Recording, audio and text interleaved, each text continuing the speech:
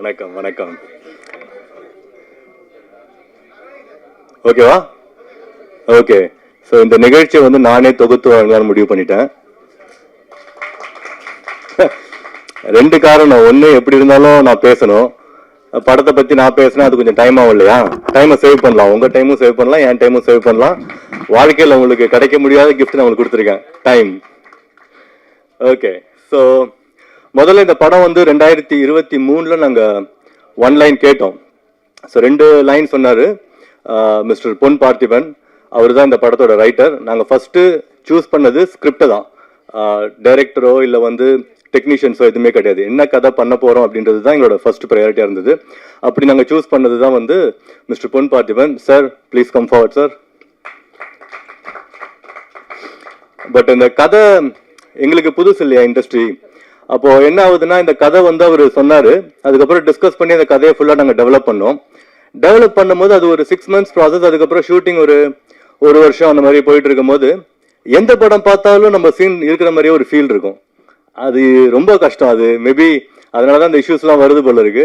நான் பார்க்கும்போது ஐயோ இந்த சீன் படத்தை சீக்கிரம் ரிலீஸ் பண்ணுண்டா, இல்லைன்னா மொத்த படமும் வந்துடும் அப்படிதான் எனக்கு தோணுச்சு. இப்பயுமே பார்த்துட்டு எத்தனை பேர் கம்ப்ளைண்ட் பண்ண போறாங்கன்னு எனக்கு தெரியல. அப்படி பண்ணா நான் கிளியரா அக்ரிமெண்ட் போட்டிருக்கேன் மிஸ்டர் பொன் பார்த்திபன் கூட. அவர் தான் கோர்ட்டுக்கு போகணும். பட் வராது. ஏன்னா நான் ஆல்மோஸ்ட் எல்லா படத்தையுமே பார்த்துட்டேன். நான் ஒரு வாரத்துக்கு 8 படம் பார்ப்பேன். புது படம் பழைய படம் அது அந்த டிஃப்ரென்ஸ் எனக்கு கிடையாது. சின்ன படம் பெரிய படம் எல்லா படத்தையுமே பார்ப்பேன். அதனால இப்போ வரைக்கும் எந்த சீனும் வரல சார். ஸோ இந்த படம் புதுசா இருக்கும். பழைய பாட்டோ பழைய சீனோ கண்டிப்பா இருக்காது. எல்லாமே வந்து நாங்க புதுசா யோசிச்சு தான் பண்ணிருக்கோம். உங்களுக்கு பார்த்தா ஒரு புது அனுபவமா இருக்கும். ஸோ பொன் பார்த்திபன் சார், நீங்க வந்து 2 வார்த்தை பேசவும்.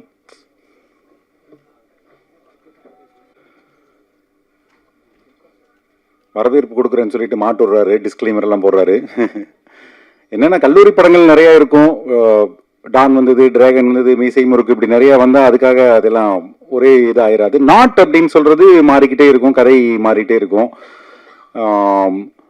ஸோ நிறையா இதில் வந்து ஒரு கதையை தேர்ந்தெடுக்கும் போதே நம்ம உள்ளுக்குள்ளே என்ன வெளியே வச்சுருக்கோம், வெளியே எதை அவாய்ட் பண்ணுறோங்கிறது ரொம்ப ரொம்ப முக்கியமானது. ஒரு கதையை தேர்ந்தெடுக்கிற சமயத்திலேயே அதோட என்ன சொல்றது, அந்த ஆங்கோர் காட்டில் அந்த சின்ன அக்னி குஞ்சுங்கிற மாதிரி தான் அதுதான் பத்தி எறிய போகுது. ஸோ அந்த ஒன்லைனை சூஸ் பண்ணது 2 லைன் சொன்னேன். சார் வந்து 2மே நல்லா இருக்கு அப்படின்னு சொல்லிட்டு ஃபர்ஸ்ட் ஒன்று சூஸ் பண்ணாரு. அப்புறமா கொஞ்சம் யோசிச்சுட்டு இல்லை சார் இது பண்ணிடலாம் அப்படின்னு ஒரு சாய்ஸ் எடுத்தாரு. ஸோ அதிலிருந்து உழைச்சி அவர் சொன்ன மாதிரி 23 ஆரம்பிச்சு இப்போ 26 வரைக்கும் நாங்கள் மெருகேற்றிட்டே தான் இருந்தோம். அண்டு இந்த கதையை யோசிக்கும் போது எனக்கு ஒரு சின்னதாக ஒரு கதை ஒன்று சொல்லுவாங்க, எங்கள் அப்பா ஒன்று சொல்லுவார், அதை ஞாபகம் வச்சுக்கிட்டேன். பிகினிங்கிலிருந்தே ஒரு செயின் ஆஃப் ஈவெண்ட்டாக இந்த கதை இருக்கணும். ஸோ என்கேஜிங்காக இருக்கும், போர் அடிக்கக்கூடாது, புது ஆர்டிஸ்ட் இருக்கிறாங்க, அதெல்லாம் தாண்டி ஒரு செயின் ஆஃப் ஈவெண்ட் இருந்துக்கிட்டே இருக்கணுங்கிறதுனால ஃபஸ்ட்டு சீன்லேயே இந்த கதை ஆரம்பிச்சிடும். ஒரு எக்ஸாம் ஹாலில் நடக்கிற ஒரு சம்பவம் கடைசி வரைக்கும் அதுதான் ஒரு பெரிய இதுவாக இருக்கும். அது வெள்ளச்சாத்தான் கதைன்னு சொல்லி ஒன்று சொல்லுவாங்க. ஒரு வெள்ளச்சாத்தான் வந்து ஊருக்குள்ளே எந்த ஊருக்குள்ளே வந்தாலும் அந்த ஊரே அழிஞ்சு போயிடும் அப்படின்னு அந்த கிராமத்தில் வந்து பயங்கரமாக வெயிட் பண்ணிட்டு இருப்பாங்க. நம்ம ஊரில் வெள்ளச்சாத்தான் வந்துடும் சொல்லிட்டு சின்ன பசங்கள்லாம் மேலே நின்று பார்த்துட்டு இருப்பாங்க. அந்த வெள்ளச்சாத்தான் வரும், அதை பார்த்தோன்னா பயந்துட்டு அப்படியே எல்லாரும் ஓடி போய் எல்லாரும் ஒளிஞ்சுப்பாங்க. அந்த வெள்ளச்சாத்தான் வரும், நேராக ஒரு டீ கடை இருக்கும். அந்த டீ கடையில் யாருமே இருக்க மாட்டாங்க. அங்கே போய் ஒரு பாட்டிலில் குலோப் ஜாமுன் இது இருக்கும், அந்த ஜீராவை எடுத்து செவுத்துல இழுக்கி விட்டு போயிடும். பார்த்துட்டு மக்களுக்கெல்லாம் ஒரே சிரிப்பாயிரும், பயங்கரமாக அதை ட்ரோல் பண்ண ஆரம்பிச்சிருவாங்க. ஏகப்பட்ட பில்டப் கொடுத்தாங்க, இந்த வெள்ளச்சாத்தானுக்கு ஒன்றுமே நடக்கலான்னு மக்கள் எல்லாம் இயல்பாயிருவாங்க. அப்போ அந்த ஜீரா மேலே போய் மெதுவாக ஒரு எறும்பு ஒன்று ஊறும். அந்த எறும்பு ஏதோ உட்கார்றதை பார்த்துட்டு ஒரு பள்ளி ஒன்று அதை பிடிக்கிறதுக்கு போகும். அந்த பள்ளியை பார்த்துட்டு அந்த கடையில் இருந்த ஒரு பூனை ஒன்று அந்த பள்ளியை பிடிக்கிறதுக்கு போகும். அந்த பூனையை அங்கே வந்து ஒரு மிலிட்ரிக்காரனோட டாகு வந்து அந்த பூனையை பிடிக்கிறதுக்கு போனோன்னு அந்த கடையில் இருந்தவர் இடக்கல் எடுத்து அந்த பூனை மேலே டம்முன்னு அடிச்சிருவார். பூனை மேலே அடிச்சிட்டாங்க அவன் சொல்லிட்டு அவன் நாயை எடுத்து அவன் சுட்டுருவான். ராஸ்கல் கொண்டுருவான். அவன் நாயை இது பண்ணுறியா நீ, ஒரு சிவிலியன் சொல்லி இவர் அந்த கடைக்காரனை வந்து சுட்டுருவார். கடைக்காரனை சுட்டோன்னா ஊர் மக்கள்லாம் சேர்ந்து அந்த மிலிட்ரி மேனை அடித்து கொண்டுருவாங்க. பக்கத்தில் இருந்த பெட்டாலியன் வந்து யார் அது மிலிட்ரி மேன் அடிக்கிறாங்கன்னு சொல்லிட்டு மொத்த ஊரையும் வந்து அழிச்சிட்டு போயிடுவாங்க. ஸோ சின்னதாக இப்படி இழுக்கிட்ட ஒரு சம்பவம் தான் ஒரு பெரிய ஒரு மொத்தமாக ஒரு ஊர் ஒரு கிராமம் அழியறக்கே காரணமாக இருக்கும். அப்படி ஒரு சின்ன பொறியில இது ஆரம்பித்த இந்த படம் பிகினிங்லேருந்தே அப்படி ஏறிக்கிட்டே போகணுங்கிறதுல ரொம்ப அதுவும் வினோத் வந்ததுக்கப்புறம் இன்னும் கூட ஏறாத சீன்லாம் டைரக்டர் வந்ததுக்கப்புறம் நாங்கள் டிஸ்கஸ் பண்ணி தேவையில்லாத இது எல்லாத்தையும் தூக்கணும். ஈவன் எடிட்டர் இப்போ மாநில விருது வாங்கியிருக்கிறார், முதல்ல அதுக்கும் வாழ்த்துக்கள். நம்மளுடைய லாரன்ஸ் கிஷோர் அவர் அதுக்கப்புறம் அவங்க வந்து செதுக்குன்னு செதுக்கி ஒரு லெவலுக்கு வந்திருக்கு. ஸோ இப்போவும் பத்திரிகையாளர்களோட இதுதான், நீங்கள் வந்து இப்போ சமீபத்தில் சிறையாகட்டும், தலைவர் தம்பி தலைமையிலாகட்டும், உங்களோட பேனாலிருந்து அல்லது உங்களோட வார்த்தைகள், உங்களோட விமர்சனங்கள் தான் டக்குன்னு அந்த படத்தை பற்றிக்கிறக்கு உதவிச்சு. இங்கேயும் கூடிய விரைவில் இந்த படத்தோட ஷோ இருக்கும், பார்த்து நல்லபடியாக நீங்கள் எங்களுக்கும் ஆதரவு கொடுக்கணும்னு வேண்டிக்கிறேன். நன்றி, வணக்கம். அவரோட ஒர்க்குமே வந்து ரொம்ப அமேசிங்காக இருந்தது. அவர் பேர் வந்து சதீஷ் மெய்யப்பன். அவர் மிஸ்டர் ஓம் பிரகாஷோட அசோசியேட் சினிமாட்டோகிராஃபர். அண்ட் தென் நம்ம படத்தில் இந்த மில்லுரா சாங் பார்த்தீங்க இல்லைங்களா, அந்த பாட்டோட கோரியோகிராஃபர் மாஸ்டர் விஜய் சதீஷ் அவங்க வந்திருக்காங்க. அவங்க ஆக்சுவலாக நம்ம படத்தோட லாஸ்ட் டே தான் வந்து அந்த பாட்டோட ஷூட் வந்து நாங்கள் பண்ணோம். அவங்களுக்கு நாங்கள் கொடுத்த டைம் வந்து 2 நாள்.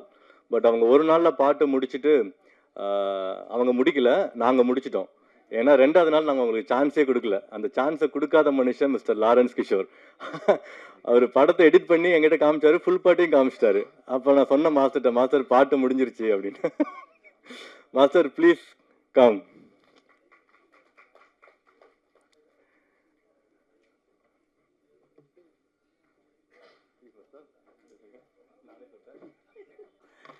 அவரே சொல்லிட்டாரு, 2 நாள் கொடுத்தாங்க பாட்டு, 1 நாள் எடுக்க சொல்லிட்டாங்க.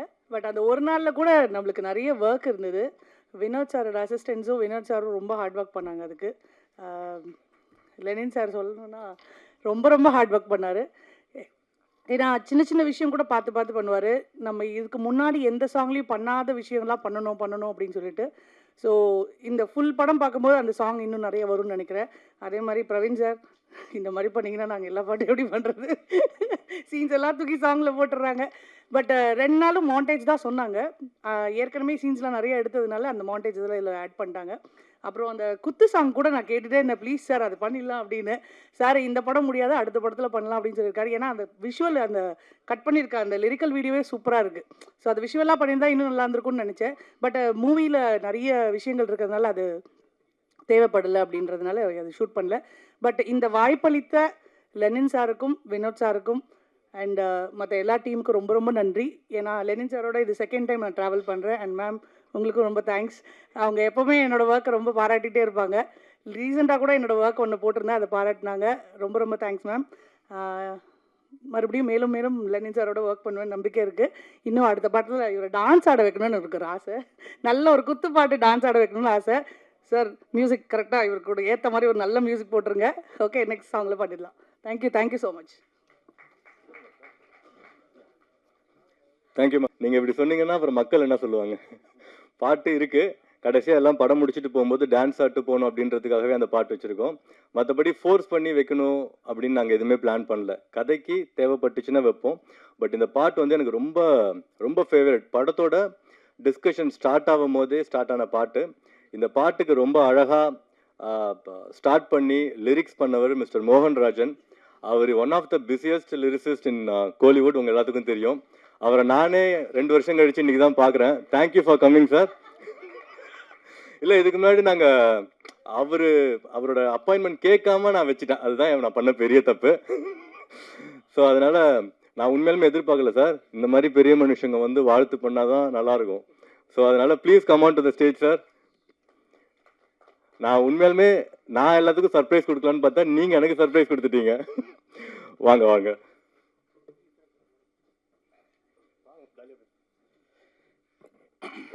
அவர் சொல்லிட்டு தான் கிண்டல் அடிக்கிறாரு.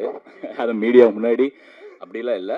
லாஸ்ட் ஆடியோ ரிலீஸ்க்கு ஏன் வர முடியலன்னு ரீசன் சொல்லிட்டேன். எங்கள் சொந்தக்காரங்க ஒருத்தர் தவறிட்டாங்க, அதனால் வர முடியல. அதுக்கு நான் இங்கேயே மன்னிப்பு கேட்டுறேன். ரொம்ப மகிழ்ச்சியாக இருக்குது. இந்த படத்துக்குள்ளே நான் வர்றதுக்கு ரொம்ப ரீசன் வந்து கேமராமேன் சதீஷ் மெய்யப்பன் தான். அவன் தான் ஒரு முறை கால் பண்ணி ஒரு ஆல்பம் பண்ணோன்னே நம்ம பண்ணலாமா அப்படின்னு கேட்டாப்புல. யாரா ப்ரொடியூஸ் பண்ணுறா அப்படின்னா, ப்ரொடியூஸ் பண்ணுறவர் தான் நடிக்க போகிறாரு, அவர் வந்து ஒரு ஆல்பம் பண்ணிவிட்டு அதுக்கப்புறம் ஹீரோவாக போகிறாரு அப்படின்னு சொன்னோன்னே, இது மாதிரி நிறைய பேர் சொல்லுவாங்க, ஆனால் பண்ணுவாங்களா அப்படின்னு. இல்லைண்ணா, நமக்கு ஆல்பம் ஃபஸ்ட்டு கன்ஃபார்ம் பண்ணிவிட்டோம், அப்புறம் படம் பண்ணுறாங்க பண்ணல அது அப்புறம் பார்த்துக்கலாம் அப்படின்னாப்புல. அப்புறம் அந்த ஆல்பம் பண்ணி அதே மாதிரியே அதை ஆல்பமாக ஷூட் பண்ணி அதையும் ரிலீஸ் பண்ணிவிட்டு அதுலேருந்து நண்பரானவர் தான் மிஸ்டர் லெனின், இந்த படத்தோட கதாநாயகன் அண்ட் ப்ரொடியூசர். அந்த நட்பு வந்து இன்னும் தொடருது. இது வந்து மேடையில் வந்து ஒரு மாதிரி ஜாலியாக சொன்னாலும் அந்த அன்பு வந்து நேரில் பார்க்கும்போது அவரை கட்டி அணைக்கிறதா இருக்கட்டும், அவர் பேசுகிற வார்த்தைகளாக இருக்கட்டும். எனக்கு வந்து 2வது பாட்டு முடித்தவொன்னே ஒரு பேமெண்ட் தேவைப்பட்டுச்சு. அது ரீசன் சொல்லி கேட்குறதுக்கு எனக்கு தயக்கமாக இருந்தது. ஆனால் அது 1 வாரத்துக்கு அப்புறம் அந்த பேமெண்ட் வந்துச்சு. அப்போ நான் சொன்னேன், இந்த பேமெண்ட் வந்து 1 வாரத்துக்கு முன்னாடியே கிடைச்சிருந்தா இன்னும் நல்லா இருந்திருக்கும் அப்படின்னா. நீங்கள் கண்டிப்பாக கேட்டிருக்கலாமே அப்படின்னு, அவ்வளோ உரிமையை நீங்கள் எடுத்துக்கலாமே அப்படின்னு சொல்லும்போது ரொம்ப ஹாப்பியாக இருந்தது. அதுக்கப்புறம் என்னோட இசையமைப்பாளர் கைலாஷ் மேனன், அவர் வந்து ஒரு ஸ்டுடியோ ஓனர் அண்ட் இன்ஜினியராக தான் நான் பார்த்துருக்கேன். ஆனால் அவர் ஒரு கம்போசர் அப்படிங்கிறதே இந்த படத்தில் அவர் மியூசிக் டைரக்டராக கமிட் ஆனதுக்கு அப்புறம் தான் நான் வந்து அவரோட ஸ்ட்ரென்த் எனக்கு தெரிஞ்சதே. ரொம்ப ஹாப்பியாக இருந்தது. நான் வந்து சித்தார்த் துபினோட இதற்குத்தானே ஆசைப்பட்ட பாலகுமார் அந்த படத்தோட பாட்டு 2-3 பாட்டு அவரோட ஸ்டுடியோவில் தான் நாங்கள் கம்போசிங்காக பண்ணோம். அது இந்த நேரத்தில் நாங்கள் பதிவு பண்ணுறதுல ரொம்ப ஹாப்பியாக இருக்குது. அவர் வந்து ஒரு மியூசிக் டைரக்டராக இன்ட்ரோ ஆகிறது சார், அதில் நானும் இருக்கேங்கிறதுல ரொம்ப பெருமை சார். முதல் முறையாக நாங்கள் பண்ணது ராக்கு ராக்காச்சி, 2வது தான் நாங்கள் மிளிரான்னு ஒரு பாட்டு பண்ணோம். இது 2மே சூப்பராக வந்திருக்கு, எனக்கு ரொம்ப பிடிச்ச ஒரு பாட்டு. 2வது வந்து அந்த பாட்டை வந்து ராக்கு ராக்காச்சி பாடினவங்க வந்து கோபி, கவிதா கோபி. அவங்க வந்து தாரை தப்பட்டில் வதன வதன என்னோட பாடலை வந்து அவங்க பாடியிருக்காங்க. அதுக்கப்புறம் இந்த பாட்டை அவங்க பாடினதில் எனக்கு ரொம்ப ரொம்ப ஃபேவரட் சாங்காக அமைஞ்சிருக்கு. அது பெரிய ரீச் ஆகணும், கண்டிப்பாக கொண்டு போய் சேர்ப்பீங்கன்னு நினைக்கிறேன் சார். நன்றி. அதுக்கப்புறம் பார்த்தீங்கன்னா என்னோட நண்பர் எடிட்டர் லாரன்ஸ் கிஷோர் வந்து என்னுடைய நான் வந்து மீடியா ஆர்ட்ஸ் படிக்கும்போது அவர் வந்து விஸ்காம் பண்ணார். அவருக்கு எனக்கு ஒரு சின்ன ஒரு தொடர்பு இருக்குது. எப்படின்னா, அவர் ஒரு ஆல்பம் சாங் பண்ணும்போது நான் அப்போ வந்து 2-3 சாங் பண்ணி கனவே கனவே, ஜில்லா விட்டு ஜில்லா அந்த பாட்டெலாம் பெரிய ஹிட் ஆன சமயத்தில், அண்ணா நான் ஒரு ஆல்பம் சாங் பண்ணணும், நீங்கள் பாட்டு பண்ணணும் அப்படின்னு சொன்னோன்னே அவருக்கு லிரிக்ஸ் நான் ஃபஸ்ட்டு பண்ணேன்னு நினைக்கிறேன். அப்போ வந்து பேமெண்ட் கேட்டார். நான் படிச்சுக்கிட்டு தான் இருக்கேன், நான் என்ன பேமெண்ட் கேட்குறது அப்படின்னு சொன்னோன்னே தயங்கிக்கிட்டு இருந்தேன். அன்பளிப்பாக ஒரு ஷர்ட் கொடுத்தாரு, ரொம்ப ரொம்ப ஹாப்பியாக இருந்தது. அதுக்கு வந்து என்னென்னா உரிமையாக ஒரு அண்ணன் மாதிரி என்னை பார்த்துக்கிட்டது. இன்ன வரைக்கும் அந்த அண்ணா சொல்கிறதுல ஒரு அவ்வளோ அன்பு இருக்கும். நான் வரும்போது என் ஒய்ஃபையும் வந்து என்னையும் தெரிஞ்ச ஒரு சினிமாக்காரன்னா எனக்கு தெரிஞ்சு கிஷோர் லாரன்ஸ்ன்னு நினைக்கிறேன். நாங்கள் 2 பேரும் ஒரே காலேஜ். அது வந்து ரொம்ப ஹாப்பி. லாரன்ஸ் என்னைக்கு பேசினாலும் எனக்கு ரொம்ப ஹாப்பியாக இருக்கும். அதுக்கப்புறம் எங்கள் இயக்குனர் வினோத்தை பற்றி கண்டிப்பாக சொல்லணும். அதாவது வந்து கசக்கி புழிகிறத ரொம்ப கஷ்டமில்லாமல் பண்ணுற ஒரு ஆள் அவர் தான். ரொம்ப லிரிக்ஸை வந்து இல்லையா அது ரொம்ப நல்லா இருக்குது, ஆனால் இன்னும் கொஞ்சம் நீங்கள் பெஸ்ட்டாக எழுதிடுவீங்கன்னு எனக்கு தெரியும் அப்படின்னு சொல்லி தட்டி தட்டி கொடுத்து 2 பாட்டையும் ரொம்ப சிறப்பாக ஃபஸ்ட் டைமே வந்துச்சுன்னா ரொம்ப ஷாக் ஆயிடுவார். இது நல்லா இருக்கா, உண்மையான இல்லை. ராக்கு ராக்காச்சிலாம் பார்த்தீங்கன்னா கடன்னு ஒரு 1/2 hourல முடிச்சிட்டோம். அவருக்கு ரொம்ப என்ன சொல்ல தயக்கமாகவே இருந்தது. அதுக்கப்புறம் அவரோட இன்புட் ஒரு 2-3 லைனை மாற்றினதுக்கு அப்புறம் தான் அவர் திருப்தி ஆனார்னு நினைக்கிறேன். கரெக்டாக? இல்லை தப்பு இல்லை. அது வந்து ரத்னபுரிங்கிறது வந்துல அந்த ஏரியா பேருங்கிறனால கொண்டு வந்தோம். அது வந்து அதே மாதிரி ஒரு கொங்கு சாங்காக நாங்கள் கொங்கு மண்டல ஏரியா சாங்காக பண்ணதில் ரொம்ப ரொம்ப எனக்கு ஹாப்பியாக இருக்குது. லெனின் சார் வந்து கோயம்புத்தூர்காரர் தான். இதுக்கு இவரோட பேக்ரவுண்ட்லாம் கேட்டிங்கன்னா வேறு லெவல். அதே மாதிரி வினோத் சார் வந்து அவரோட பர்சனல் லைஃப்பை ஒரு லவ் ஸ்டோரியாக எடுத்தாருன்னா கண்டிப்பாக அது ஒரு மிகப்பெரிய ஒரு 96 படமாக வரும். அது நான் பெரிய பிலீவ் பண்ணுறேன். நான் சார் உங்களை பற்றி நான் கேள்விப்பட்டோன்னே நான் தான் சொன்னேன், சார் உங்கள் ஸ்டோரி நீங்கள் படமாக எடுக்கிறீங்க, அது பெரிய வந்து வெற்றி படமாக அமையும். அதே மாதிரி இந்த படத்தையும் வெற்றி படமாக அமைக்கணும்னு நான் ப்ரெஸ்ஸையும் மீடியாவையும் கேட்டுக்கிறேன். February 6 with love red label 2 படமும் வருது. 2 படத்துலேயும் நான் இருக்கேங்கிறதுல ரொம்ப சந்தோஷம். 2 படமும் பெரிய வெற்றி அடையணுங்கிறத நான் வாழ்த்துறேன். ஹீரோயின் அறிமுகமாக அஸ்மின், உங்களுக்கு என்னுடைய வாழ்த்துக்கள். நன்றி. Thank you sir. ஏதாவது வாரத்தில் உங்கள் படம் வரலன்னா தான் சார் விஷயம். ஆல்மோஸ்ட் ஒரு 3 வருஷத்துக்கு முன்னாடி சார் சொன்ன மாதிரி எனக்கு அவர் தெரியும். அந்த க்ரோத் வந்து அது உண்மையிலுமே எனக்கு ரொம்ப சந்தோஷமாக இருக்குது அந்த க்ரோத் பார்க்கும்போது. ஏன்னா எந்த படத்தில் எடுத்தாலும் மோகன்ராஜ்ன்ற பேரை ஸ்கிப் பண்ணவே முடியாது, அப்படி இருக்கார். அதனால தான் அவர் பிஸியாக இருக்கார். ஸோ இது வந்து நல்ல விஷயந்தான். ஆனால் தப்பாலாம் சொல்லலை, அவங்க தப்பாக எழுத மாட்டாங்க, கவலைப்படாதீங்க. Okay, thank you. And then next வந்து நம்ம ஆர்ட் டைரக்டர் பிரகதீஸ்வரன். அவர் ஆக்சுவலாக வந்து அவர் படத்தில் ஆர்ட் டைரக்டராக கமிட் பண்ணல, நாங்கள் வேற ஒருத்தர் தான் கமிட் பண்ணோம். அவர் வந்து ஒரு வாரம் ஷூட் முடிச்சுட்டு அவர் வேறு படம் இருக்குன்னு போயிட்டார். இந்த சின்ன படம்னு சொல்கிறாங்க இல்லைங்களா, அதோட பெரிய சாபக்கேடு என்ன அப்படின்னா, அதில் ஒர்க் பண்ணுறவங்க இதை வந்து ஆப்ஷனாக வச்சுப்பாங்க எப்பயுமே. அது நான் வந்து நிறையா பார்த்துட்டேன். இப்போ நம்ம ஏதாவது ஒரு ஷூட் பிளான் பண்ணுறோன்னு வச்சுக்கோங்களேன், அவங்க வந்து சார் நம்ம படம் ஷூட் இருக்கா, ஆமாம் சார் அப்படின்னு சொன்னோன்னு வச்சுங்களேன், இல்லை சார் எனக்கு அந்த படம் இருக்குது முடிச்சுட்டு தான் வர முடியும் அப்படின்னுவாங்க. இல்லை ஷூட் நடந்துகிட்டே இருக்கும்போது சார் அந்த படத்துக்கு நான் போகணும் அப்படின்னுவாங்க. அது எல்லாம் ஒரே பேமெண்ட்டு தான் கொடுக்குறோம், பட் ஸ்டில் அந்த டிஃப்ரென்ஸ் வந்து இருந்துகிட்டே தான் இருக்குது. இதை நான் எதுக்கு சொன்னேன்னு எனக்கு தெரில. Mister Pragatheeswaran please come on to the stage. இவர் வந்து சூப்பராக ஒர்க் பண்ணுவாருங்க. நான் வந்து இவர் எனக்கு படத்தில் நடுவில் தெரியறதுக்கு முன்னாடியே தெரிஞ்சிருந்தா இன்னும் எஃபெக்டிவாக என்னால் பண்ணிருக்க முடியும். பட் எங்கள் டீம் கூட ரொம்ப கஷ்டப்பட்டார். ஏன்னா நான் வந்து ப்ரொடியூசராக இருக்கும்போது நான் ஜஸ்ட் லைக் தட், இப்போ டைரக்டர் கூப்பிட்டு ஜென்ரலாக பட்ஜெட் கேட்டு பட்ஜெட் கொடுப்பாங்கன்னு நான் கேள்விப்பட்டிருக்கேன். பட் நான் அப்படி பண்ணல. இந்த படத்தோட பட்ஜெட் என்னன்னு டைரக்டருக்கு தெரியாது, யாருக்குமே தெரியாது, எனக்கு மட்டும்தான் தெரியும் இந்த படத்தோட பட்ஜெட் என்ன அப்படின்னு சொல்லிட்டு. இவர் வந்து இப்போ அடுத்த நாள் காலையில் நாளைக்கு ஷூட்டுக்கு இதெல்லாம் வேணும் அப்படின்னு சொன்னார்னா கேட்டோன்னே நாங்கள் கொடுத்துட மாட்டோம். நாங்கள் டைரக்டர் டிஓபிட்ட கேட்போம், என்ன ஃப்ரேம் வைக்க போறீங்க, என்ன ஷூட் பண்ண போறீங்க. இப்போ ஒரு 10 சேர் கேட்குறாரு அப்படின்னா டிஓபி வந்து ஃப்ரேம் இங்கே வைக்க போகிறோம் அப்படின்னா சார் 5 சேர் போதும் அவ்வளோதான் கொடுப்போம். ஸோ அப்படிதான் வேலை செய்யணும்னு நான் நினைக்கிறேன் ஒரு ப்ரொடியூசராக இருக்கும்போது. ஸோ அப்படி பண்ணால் நம்ம காசு வந்து இன்னும் எஃபெக்டிவாக பண்ணலாம். பட் அது அன்னெசரி எக்ஸ்பென்சஸ் அதெல்லாம் வந்து நம்ம ஈஸியாக வந்து ஓவர் கம் பண்ணலாம். ஸோ பிரகதீஸ்வரன் எங்களுக்கு ரொம்ப ஹெல்ப் பண்ணார், சூப்பராக ஒர்க் பண்ணார். கடைசியில் நாங்கள் என்ன பேமெண்ட் வந்து கொடுத்தோமோ அதை வந்து சந்தோஷமாக வாங்கிட்டாரு. தேங்க்யூ. பேசுங்க. படத்தில் என்னங்க சின்ன படம் பெரிய படம், எல்லா படமும் ஒன்று தானே. ஏன்னா எந்த படம் ஓடுன்னு இன்னைக்கு யாருக்குமே சொல்ல முடியாது. ஸோ படத்தில் சின்ன படம் பெரிய படம் அப்படின்றத பிரிச்சுலாம் பார்க்க வேணாம். எனக்கு இந்த படம் நல்லா ஓடுன்ற நம்பிக்கை நிறையா இருக்குது. என்னென்னா இவங்க ஒரு பேமெண்ட் கொடுத்தாங்க, நான் அதை வெளியில் கூட சொல்ல முடியாது. இல்லை நான் சொல்கிறேன். பட் என்னென்னா அதை பெருமையாக ஏற்றுக்கிட்டேன் நான். ஏன்னா நம்ம வேலைக்கு தான் முக்கியத்துவம் கொடுக்கணும், இந்த பேமெண்ட்டுக்காக முக்கியத்துவம் கொடுத்து வரல. இந்த பேமெண்ட் வந்துட்டு நான் வளர வளர எனக்கு கிடைக்கும். அந்த பேமெண்ட்டுன்றது வந்துட்டு அதை பேசுகிறதே தப்புன்றேன் இந்த தொழிலுக்கு. ஏன்னா நம்ம சினிமாவை நேசித்து தான் வந்திருக்கோம், அதுக்காக சினிமாவுக்காக வேலை பார்ப்போமே, சினிமா நம்மளை தூக்கிட்டு போவோம், இந்த நம்பிக்கை தான், மற்றபடி வேறு எதுவும் இல்லை. Okay, thank you. மாதிரியே எல்லாம் இருந்துட்டா சினிமா சூப்பராக இருக்கும் சார். ஓகே, அஃப்கோர்ஸ் பேமெண்ட் முக்கியம்தான். பட் எது நம்ம ஃபஸ்ட்டு பார்க்குறோம் அப்படின்றது ஒன்று இருக்குது. வாய்ப்பு தான் முதல். நீங்கள் கரெக்டாக உங்கள் வேலையை பண்ணிகிட்டே இருந்தால் பேமெண்ட்டு ஆட்டோமேட்டிக்காக வரும். நான் அப்படி தான் என்னோடய பிஸ்னஸை ஹேண்டில் பண்ணுறேன். நான் ஒரு 10 வருஷம் வேலை செஞ்சேன். அந்த 10 வருஷமும் நான் வந்து சம்பளத்துக்காக எந்த கம்பெனியும் மாறுறது அந்த மாதிரி நான் பண்ணதே கிடையாது. நான் என் வேலையை ஹானஸ்ட்டாக பண்ணிகிட்டே இருந்தேன். 10வது வருஷம் நான் என் பிஸ்னஸ் ஸ்டார்ட் பண்ணேன். அது ஸ்டார்ட் பண்ணுறது எனக்கு 9வது வருஷத்துக்கு கூட தெரியாது. ஸோ கரெக்டாக வேலை செஞ்சுட்டே இருந்தால் ஆட்டோமேட்டிக்காக நமக்கு நடக்க வேண்டியது நடக்கும், ஹானஸ்ட்டாக இருந்தால். ஸோ நெக்ஸ்ட் நம்ம படத்தோட ஹீரோயின் அஸ்மின். ஸோ இவங்க வந்து பேசிக்கலாக ஃப்ரம் கேரளா. இவங்களுக்கு முன்னாடி நாங்கள் ஒரு 5 ஹீரோயினை செலக்ட் பண்ணி அதுக்கப்புறம் அவங்க பண்ண முடியாமல் அதில் ஒருத்தவங்க ஒரு நாள் ஷூட் பண்ணி அவங்க திருப்பியும் கண்டினியூ பண்ணாமல் இவங்க வந்து 6ஆக வந்தாங்க. அதனால அவங்களுக்கு 6 சாமின் பேரே வச்சுருக்கோம். 5 பேரை கொண்டுட்டு வந்தாங்க அப்படின்னு சொல்லிட்டு. இதை வேற அவங்க பெருமையாக சொல்லுவாங்க. ஏன்னா அவங்களுக்கு கொண்டுட்டு வந்தானா அர்த்தம் தெரியாது. வெளியே போயிட்டு நான் 5 பேரை கொண்டுட்டு வந்தோம் அப்படின்னு சொல்லுவாங்க. சத்தமாக சொல்லாதம்மா பிடிச்சிட்டு போயிடுவாங்க. ஸோ அந்த மாதிரி ரொம்ப ரொம்ப நைஸ் கேர்ள். ஷூட்டிங்க்கெல்லாம் கரெக்டாக ஆன் டைமுக்கு வந்துடுவாங்க. S right, yeah on time வந்துடுவாங்க. எந்த பிரச்சனையும் கிடையாது. கேரவன் கேட்க மாட்டாங்க, அசிஸ்டன்ட் கேட்க மாட்டாங்க. ப்ரொடக்ஷனில் என்ன ஃபுட்டு கொடுக்குறோமோ அதுதான் சாப்பிடுவாங்க. நல்ல சாப்பாடு தான் கொடுத்தோம் எல்லாத்துக்குமே. So please come Azmin.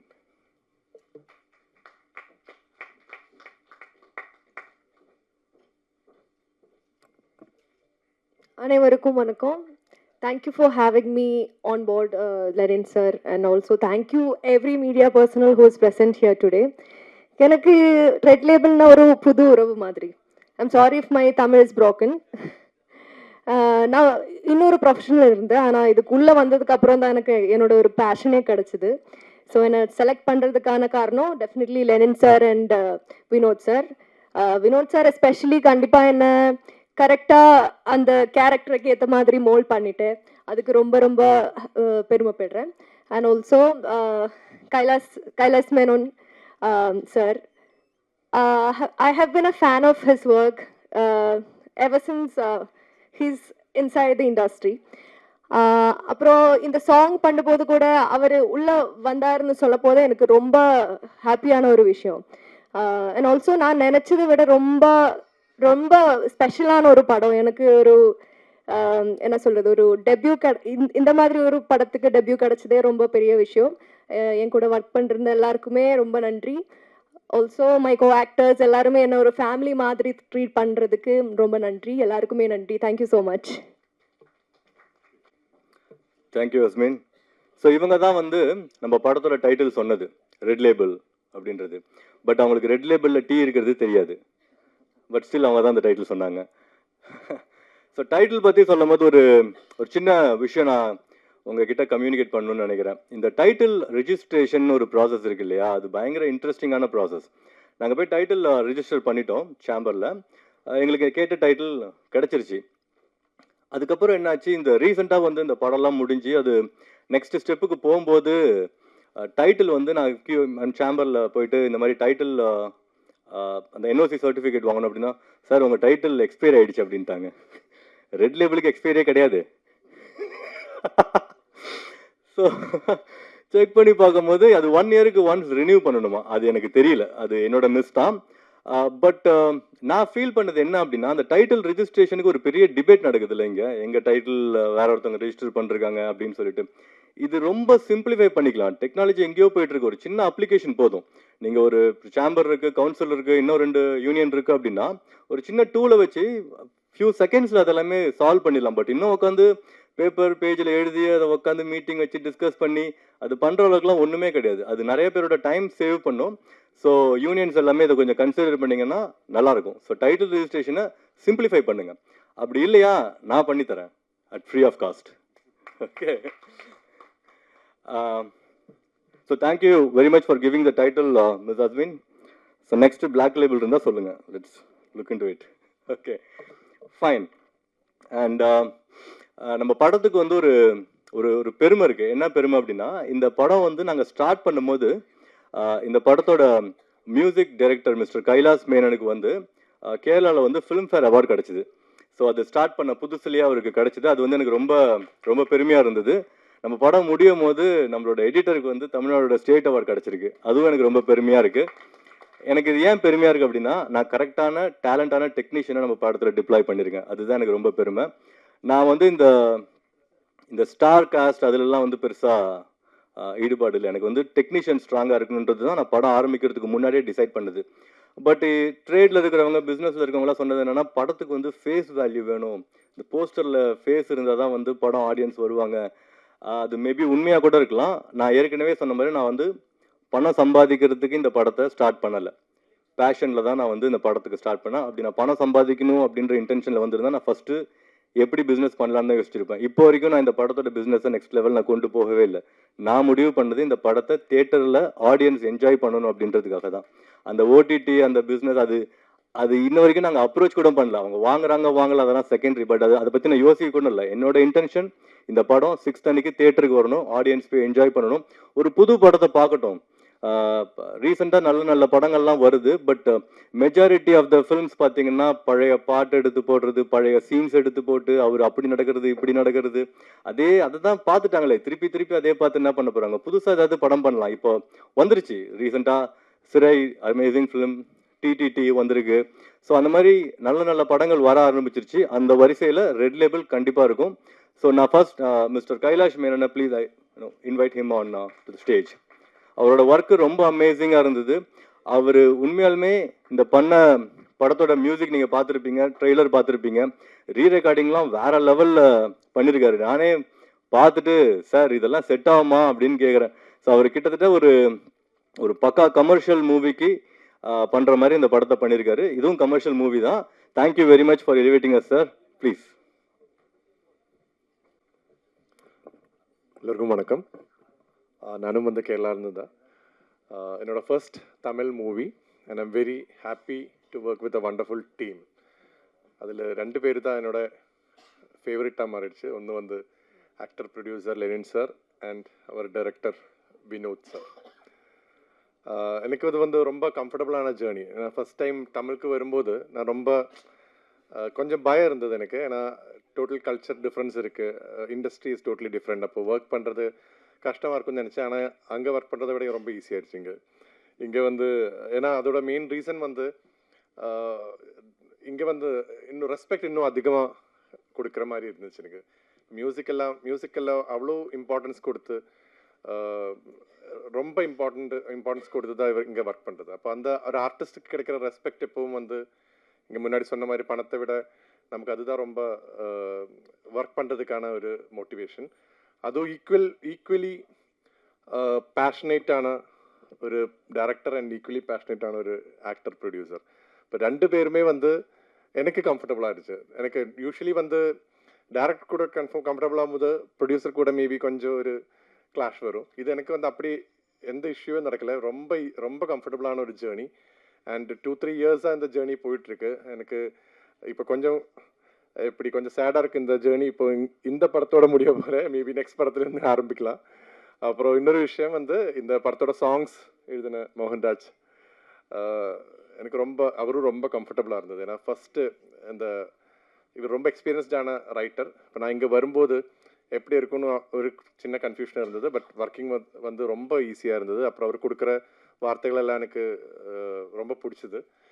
And director சாரோட contribution also help a lot. And singers Kavitha Gopi, then Velmurugan and Chinmayi, இவர் 3 பேரும் வந்து ரொம்ப அழகாக அந்த சாங் அவுட்புட் எனக்கு கொடுத்தது. ரொம்ப ஹாப்பியாக இருந்தது.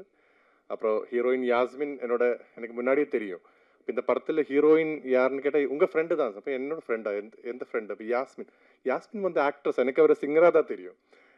ஏன்னா அவரோட நிறைய கவர் சாங்ஸ் எல்லாம் நிறைய முன்னாடி கேட்டிருக்கு. அப்போ ஒரு ஆக்ட்ரஸ்ன்னு சொன்னது ஃபர்ஸ்ட்டில் எனக்கு ரொம்ப இன்ட்ரெஸ்டிங்காக இருந்தது. அப்புறம் படம் பார்த்த பிறகு எனக்கு ரொம்ப பிடிச்சிருச்சு. எல்லாரோட ஆக்டிங்கும் ரொம்ப பிடிச்சிருச்சு. இன்னொரு விஷயம் சொல்ல வேண்டியது, இந்த ஸ்கோர் மேபி படத்தோட கூட படம் மேக்ஸிமம் டைம் பார்த்தது வந்து director, editor and maybe music டைரக்டராக இருக்கலாம்.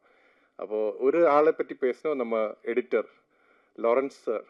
அவர் இந்த படத்தை வந்து ரொம்ப கிறிஸ்பாக எடிட் பண்ணியிருக்கு. அதுதான் எனக்கு மியூசிக் பண்ணும்போதும் ஒரு மியூசிக்கான ஸ்பேஸ் கரெக்டாக இருந்தது. அதுக்கப்புறம் அவரோட எடிட்டிங் வந்து எந்த சீனுமே வந்து நமக்கு லேக் இருக்கிற மாதிரி ஃபீல் ஆகலை. இப்போ அதுக்கு வந்து அவரோட கான்ட்ரிபியூஷன் ரொம்ப அதிகமாக இருக்குது. அப்போது February 6th இந்த படம் ரிலீஸ் ஆகும்போது எல்லாரும் பார்த்து எல்லாருக்கும் பிடிக்கும்னு நினைக்கிறேன். Thank you very much. Thank you sir. எத்தனை ஃப்ரெண்ட்ஸ் சார் இருக்காங்க? நீங்கள் அஸ்மின் சொன்னோடனே யாருன்னு கேட்டிங்களாமே. Okay, nice. ஸோ அவரோட ஒர்க்கு உண்மையாலுமே பயங்கர இம்ப்ரெசிவ் சார். ஸோ நான் படம் ஆரம்பிக்கிறதுக்கு முன்னாடி நான் உங்ககிட்ட சொன்ன மாதிரி டெக்னீஷியன்ஸ் வெரி இம்பார்ட்டன்ட். அதில் 2 மெயின் டெக்னீஷியன் நான் வந்து சொல்லிக்கிட்டே இருப்பேன். அஃப்கோர்ஸ் எல்லா டெக்னீஷியனும் இம்பார்ட்டன்ட் தான், யாரும் தப்பாக நினச்சிக்காதீங்க. எனக்கு எடிட்டிங் அண்ட் மியூசிக் தான் ஒரு படத்துக்கு ரொம்ப இம்பார்ட்டன்ட், நான் ஸ்ட்ராங்காக நம்புவேன். ஆல்மோஸ்ட் மியூசிக் டைரக்டருக்கு அப்படின்றதுக்கான ஒரு லைம்லைட் எப்பயுமே இருந்துகிட்டே இருக்குது, ஒரு அட்டென்ஷன் இருந்துகிட்டே இருக்குது. பட் எடிட்டருக்கு அது இல்லையோ அப்படின்ற மாதிரி எனக்கு ஒரு ஃபீல் இருக்குது. ஆனால் ஒரு படத்துக்கு ரொம்ப ரொம்ப இம்பார்ட்டன்ட் எடிட்டர் தான். ஆனால் அவங்க எப்பயுமே வந்து திரைக்கு பின்னாடியே இருந்துடுறாங்க. பட் நம்ம படத்துக்கு வந்து அந்த வேலையை ரொம்ப சீரும் சிறப்பாக பண்ணது வந்து editor Lawrence Kishore sir. Very very talented. அவர் ஒர்க் பண்ணுற ஸ்டைலு, ஸ்பீடு எனக்கு ரொம்ப பிடிக்கும். நான் அந்த படத்தோட ஒரு போர்ஷன் ஆஃப் எடிட் மட்டும் நான் உட்காந்துருந்தேன் ஃபைனல் படம் பார்க்கும்போது. அப்போ பார்த்துட்டே இருக்கும்போது, சார் இந்த இடத்துல ஒரு 10 seconds லேக் இருக்குது அப்படின்னு அதை 2 seconds ரிமூவ் பண்ணுவார். அந்த அளவுக்கு பயங்கர டேலண்டான எடிட்டர். இந்த படம் நான் ஆரம்பித்து ஃபஸ்ட்டு ஒரு 2-3 நாள் ரொம்ப புவராக தான் பெர்ஃபார்ம் பண்ணியிருந்தேன். அது எனக்கே தெரியும். அதை எடிட் பண்ணி பார்க்கும்போது டைரக்டர்கிட்ட சொல்லிட்டே இருப்பேன், சார் அது ரொம்ப புவராக இருக்குது, மேபி நம்ம ரீஷூட் பண்ணணும் அப்படின்னு. பட் அந்த செலவு எனக்கு வைக்காமல் அந்த சீனை எடுத்து படத்தை டிஸ்டர்ப் பண்ணாமல் எடிட்டர் எனக்கு ஹெல்ப் பண்ணிட்டாரு. அந்த மாதிரி எனக்கு நிறையா பண உதவி பண்ண Lawrence Kishore sir, please come on to the stage. அவர் ரீசெண்டாக இப்போ ஸ்டேட் அவார்டு வாங்கினது டீம், பட் ஸ்டில் ப்ளீஸ். எல்லாருக்கும் வணக்கம். எல்லாம் நல்லா பேசிட்டீங்க. நான் எதுவுமே ப்ரிப்பேர் பண்ணல இன்னைக்கு. ஏன்னா நம்ம லாஸ்ட் ப்ரெஸ் மீட்லேயே நான் சொல்ல வேண்டியது எல்லாமே சொல்லிட்டேன். பட் இருந்தாலும் again thank you so much sir. Producer, actor, இன்னைக்கு ஆங்கர். சார் பல ரூபம் எடுப்பார், எல்லாத்துலேயும் பர்ஃபெக்டாக பண்ணுறாரு. ஏதோ ப்ரொஃபஷனல் ஆங்கர் மாதிரி ஆங்கர் பண்ணிட்டு இருக்காப்புல. ஸோ வாழ்த்துக்கள் சார். அவரோட கான்ஃபிடன்ஸ் லெவல் எனக்கு எப்பவுமே ரொம்ப பிடிக்கும். நான் லாஸ்ட் டைம் நிறைய சொன்னேன், அவர் படத்தை இந்த டைமில் எடுத்து முடிச்சாரு, இந்த டைமில் ரிலீஸ் பண்ணணும்னு பிளான் பண்ணார். இப்போ Feb 6th ரிலீஸ்க்கு வந்துருச்சு. So congratulation sir. And as a ப்ரொடியூசராக ஒரு டெக்னீஷியனுக்கு எவ்வளோ ரெஸ்பெக்ட் பண்ணமோ அதோட அதிகமான லெவலில் ஒரு டெக்னீஷியன் ரெஸ்பெக்ட் பண்ணுற ஒரு ஆக்டர் அண்ட் ப்ரொடியூசர் அண்ட் சம்பளமாகவும் இருக்கட்டும் சரி, எல்லா விதத்துலையும் ரெஸ்பெக்ட் பண்ணி நம்மளுக்கு நல்ல ஒரு அங்கீகாரத்தை கொடுக்குறாப்புல. So thank you so much. And நான் இப்படியே லைனாக வந்துடுறேன். மோகன் அண்ணா, அண்ணா என்னோட காலேஜ் சீனியரு, அண்ணாவும் அக்காவும் எனக்கு ரொம்ப க்ளோஸ் ஃப்ரெண்ட்ஸ் அப்பத்துலேருந்து, காலேஜ் படிக்கும் போது. அண்ட் நான் ஃபஸ்ட்டு ஒரு ஆல்பம் மியூசிக் வீடியோ காலேஜ் படிக்கும் போது எடுத்தேன். அதுக்கு அண்ணா தான். அப்போ நான் அண்ணாட்ட கேட்டேன், அண்ணா இந்த இது மட்டும் ஒரு சாங் மட்டும் எழுதி கொடுத்தீங்கன்னா, ஏதோ ஒரு மாற்றம் அந்த பாட்டு பேர்னா நீங்கள் தான் எழுதி கொடுத்தீங்க. So thank you so much. அண்ணா ஒரு லக்கி சாம், எந்த படத்தில் இருக்காதோ அந்த படம் hit. And Pon Parthiban sir again அவர் அடுத்த ஒரு லக்கி சாம், அவர் எந்த படம் பண்ணுறாரோ அந்த படம்லாம் ஒரு ஹிட்டு கண்டென்ட்டில் தான் இருக்கும். So thank you sir.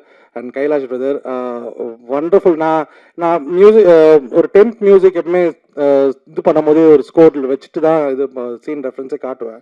ஸோ நான் வச்சுட்டு காட்டும் போது எனக்கு அது திருப்பி வரும்போது ஒரு சில டைமில் மிஸ் ஆகிடும். நம்ம ஒரு இதில் பண்ணியிருப்போம், டெம் மிஸ் ஆகிடும்.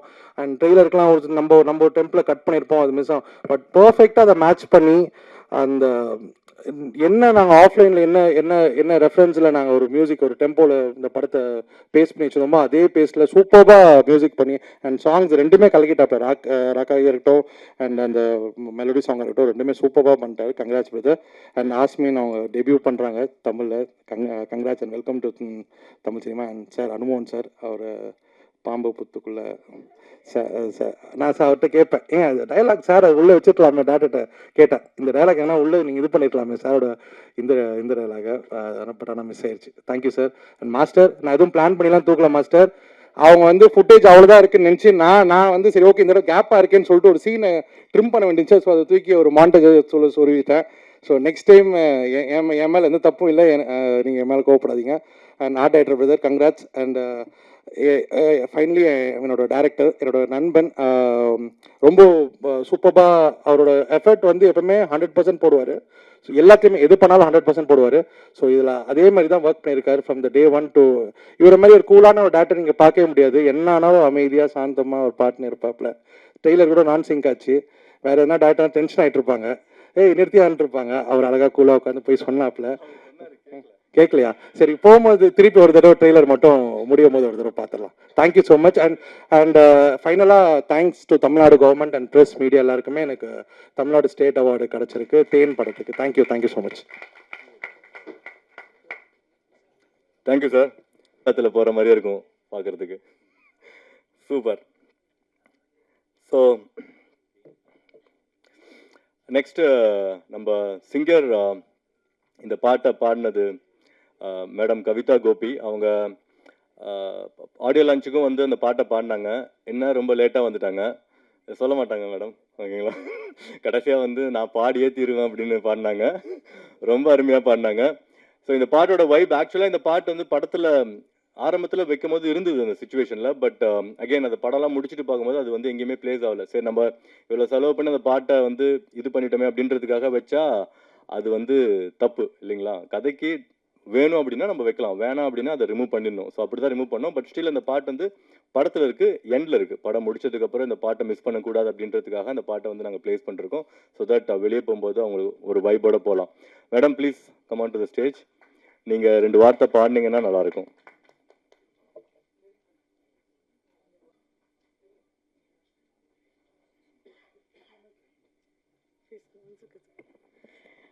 Good evening. இந்த பாட்டு ஃபர்ஸ்ட் எனக்கு காண்டாக்ட் பண்ணது மோகன் சார். அண்ட் ஆடியோ லான்ச் போது அது வரல, பட் அவர் மூலியமாக தான் இந்த பாட்டுக்குள்ளே நான் வந்தேன். அண்ட் ஃபர்ஸ்ட் டைம் ஆஃப்டர் தாரத்தப்பட்ட இந்த பாட்டுக்காக இந்த படத்துக்குள்ளே வந்தது. ப்ளஸ் நம்ம கைலாஷ் சாரோட ஸ்டூடியோவில் நிறைய பாடல்கள் நான் ரெக்கார்ட் பண்ணியிருக்கோம். ஆனாலும் இந்த பாடல் பாடும்போது அது ஒரு வைப் ரொம்பவே நல்லா இருந்தது. ஏன்னா அவ்வளோ ஸ்பீடான ஒரு சாங் அண்ட் அதுக்கேற்ற மாதிரி ரொம்ப காம்பேக்டாக அந்த லிரிக்ஸும் அதில் அமைஞ்சிருந்தது. அண்ட் இந்த சாங் நான் பாடினது I was very happy. And also அவர் சொன்ன மாதிரி சாங் இல்லைன்னா ரொம்ப ஃபீலாக இருந்தது. ஆனால் இப்போ இருக்குது, இப்போ கன்ஃபார்ம் பண்ணனா also back to happy. And sir ஆடி பார்த்துருப்போனும் அப்படின்னு நினச்சோம், ஆனால் அது நடக்கலை. இன்றைக்கி ஆடுங்க, இப்போ நான் பாடுறேன், நீங்கள் ஆடினாலும் சந்தோஷம்தான். பட் இருந்தாலும் மேபி நெக்ஸ்ட் மூவி உங்களை ஃபுல் பர்ஃபார்மன்ஸில் பார்க்கலாம். Okay, thank you. பாடணுமா? பியவா? சரி, உங்களுக்காக ராக்கு. நீங்கள் கேட்டீங்க ஆல்ரெடி.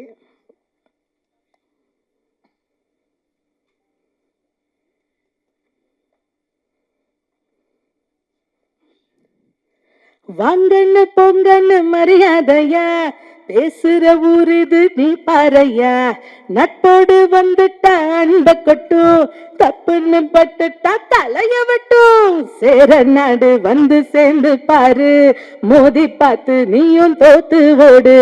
சொத்து பத்தம் இங்க ஒன்னா சேரும், தேரோடு திருவிழா வந்துட்டா கொண்டாட்டம். ரட்ட தரகட்டா ரட்ட தரகட்டா ரட்ட தரகட்டா ரகட ரகட ரகட ரகட ரட்ட தரகட்டா ரட்ட தரகட்டா ரட்ட தரகட்டா ரகட ரகட ரகட ரகட. ராக்கு ராக்காச்சி போடு வெடி, மேல வந்தாச்சு புழுதி கொடி, கொங்கு நாட்டோடு மெட்டுப்படி, ரத்ன புரி வந்தா தோல உரி. ஓந்தம்ப எத்தி வை ஊர்வம்ப தள்ளி வை, வெளிச்சம் கொடுக்கும் எதிர போல மனச வை, நட்டுக்குள் எத்த வை கம்பீரமா கால வை, தடைகள் கூட தடங்களாகும் எட்டு வை. ராக்கு ராக்காச்சி கமான் போட்டு வந்தாச்சே. ரட்ட தரகட்டா ரட்ட தரகட்டா ரட்ட தரகட்டா ரகட ரகட ரகட ரகட ரட்ட தரகட்டா ரட்ட தரகட்டா ரட்ட தரகட்டா ரகட ரகட ரகட ரகட. ஹே, தேங்க்யூ. Thank you madam.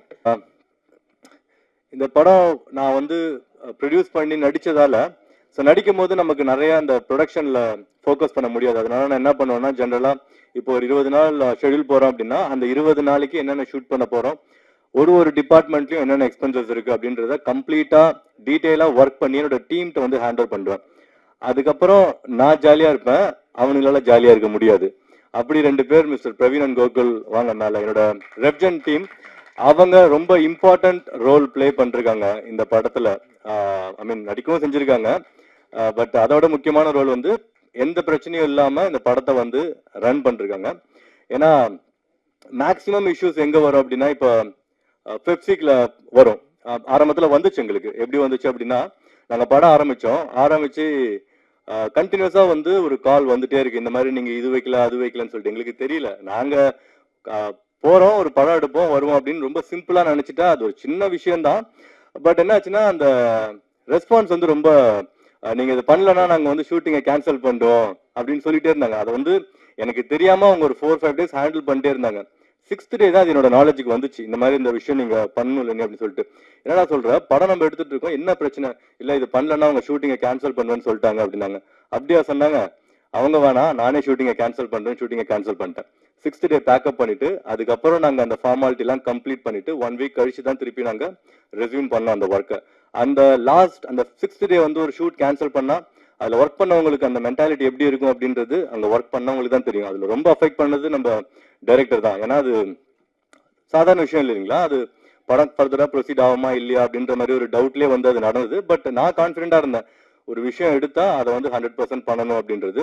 அதுல எனக்கு ரொம்ப சப்போர்ட் பண்ணது இவங்க 2 பேர். அது இல்லாம இங்க ஜவஹர் அண்ட் உதய் அப்படின்னு 2 பேர் இருக்காங்க. அவங்க தான் டெய்லிக்கும் காலையில இருந்து நைட் வரைக்கும் எல்லா வேலையும் பண்றது, பைக் எடுத்துட்டு உள்ள போய் வாங்குறது, ஷூட்டிங்கை வந்து தடங்கள் இல்லாம பண்றதுக்கு இவங்க 4 பேரும் ரொம்ப இம்பார்ட்டன்ட். அது மெயினா என்னோட CEO mister Praveen and manager Gokul, இவர் தான் என்னோட பர்சனல் ட்ரெயினரும் கூட. ஏன்னா நான் அவரை மாதிரி இருந்தேன் 95 கிலோல, அவரு என்ன வந்து கம்மியாக்கிட்டாரு. 2 வார்த்தை பேசுறீங்களா? ஓகே, நானே பேசிட்டேன். நெக்ஸ்ட் நம்ம டைரக்டரை பத்தி சொல்லிடலாம். ஸோ நம்ம படத்துல வந்து நாங்க செப்டம்பர் 2023 ஸ்டோரி டிஸ்கஷன் ஸ்டார்ட் பண்ணோம். அதுக்கப்புறம் பவுண்டட் ஸ்கிரிப்ட் ரெடி பண்றதுக்கு ஆல்மோஸ்ட் ஜான் ஆயிடுச்சு. அந்த பவுண்டட் ஸ்கிரிப்ட் ரெடி பண்ணி பிரிண்ட் பண்ணி டேபிள்ல வச்சுட்டு அதுக்கப்புறம் தான் நாங்க டைரக்டரை வந்து சூஸ் பண்ணோம் ஜான் 2024. ஸோ அவரு செலெக்ஷன் கிரைட்டீரியா ரொம்ப சிம்பிள். 10 மணிக்கு வர சொன்னோம், ஷார்ப்பா 10 மணிக்கு வந்தாரு. அதுக்கு முன்னாடி நாங்க சொன்ன முக்காவாசி டைரக்டர் வரல ஆன் டைம்.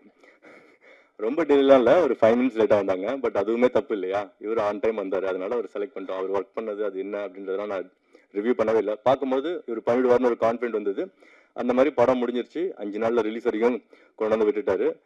நிறைய ஸ்ட்ரகிள்ஸ் இருந்தது ஷூட் டைம்ல. எனக்கும் அவருக்கும் கான்ஃபிளிக், டீமுக்கும் அவங்களுக்கும் ஜென்ரலாக நடக்கிறது தான். பட் அது எல்லாமே வந்து அதை பொறுத்துக்கிட்டு அந்த படம் அவுட் நல்லா வரணும் அப்படின்னு ஒரு டீமா இவங்களும் சரி அவங்களும் சரி அதை ஒர்க் பண்ணி அதை ஒரு ப்ராடக்டா கொண்டு வந்து இப்போ உங்களுக்கு ப்ரெசென்ட் பண்ணுறதுக்கு நாங்கள் ரெடியாக இருக்கோம். Sir please come sir.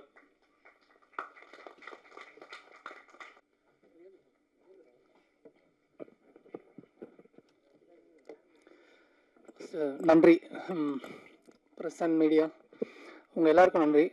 நான் நிறைய பேச விரும்பல, என்னென்னா எல்லாரை பற்றியும் நான் நிறைய பேசிட்டேன், நிறைய நன்றி சொல்லிட்டேன். February 6 red label movie release ஆகுது. உங்கள் எல்லாரோட சப்போர்ட் வேணும். அப்கமிங் டீம், அப்கமிங் ஆர்டிஸ்ட், அப்படி உங்களுக்கு தெரியாது இந்த படம் பார்க்கும்பொழுது ஒரு நீட்டான ப்ரெசன்டேஷனாக இருக்கும். உங்கள் எல்லாருக்கும் படம் பிடிக்கும் நான் நம்புகிறேன். நீங்கள் பார்த்துட்டு உங்களோட சப்போர்ட் பண்ணுங்க. எல்லாருக்கும் நன்றி சார். Thanks sir.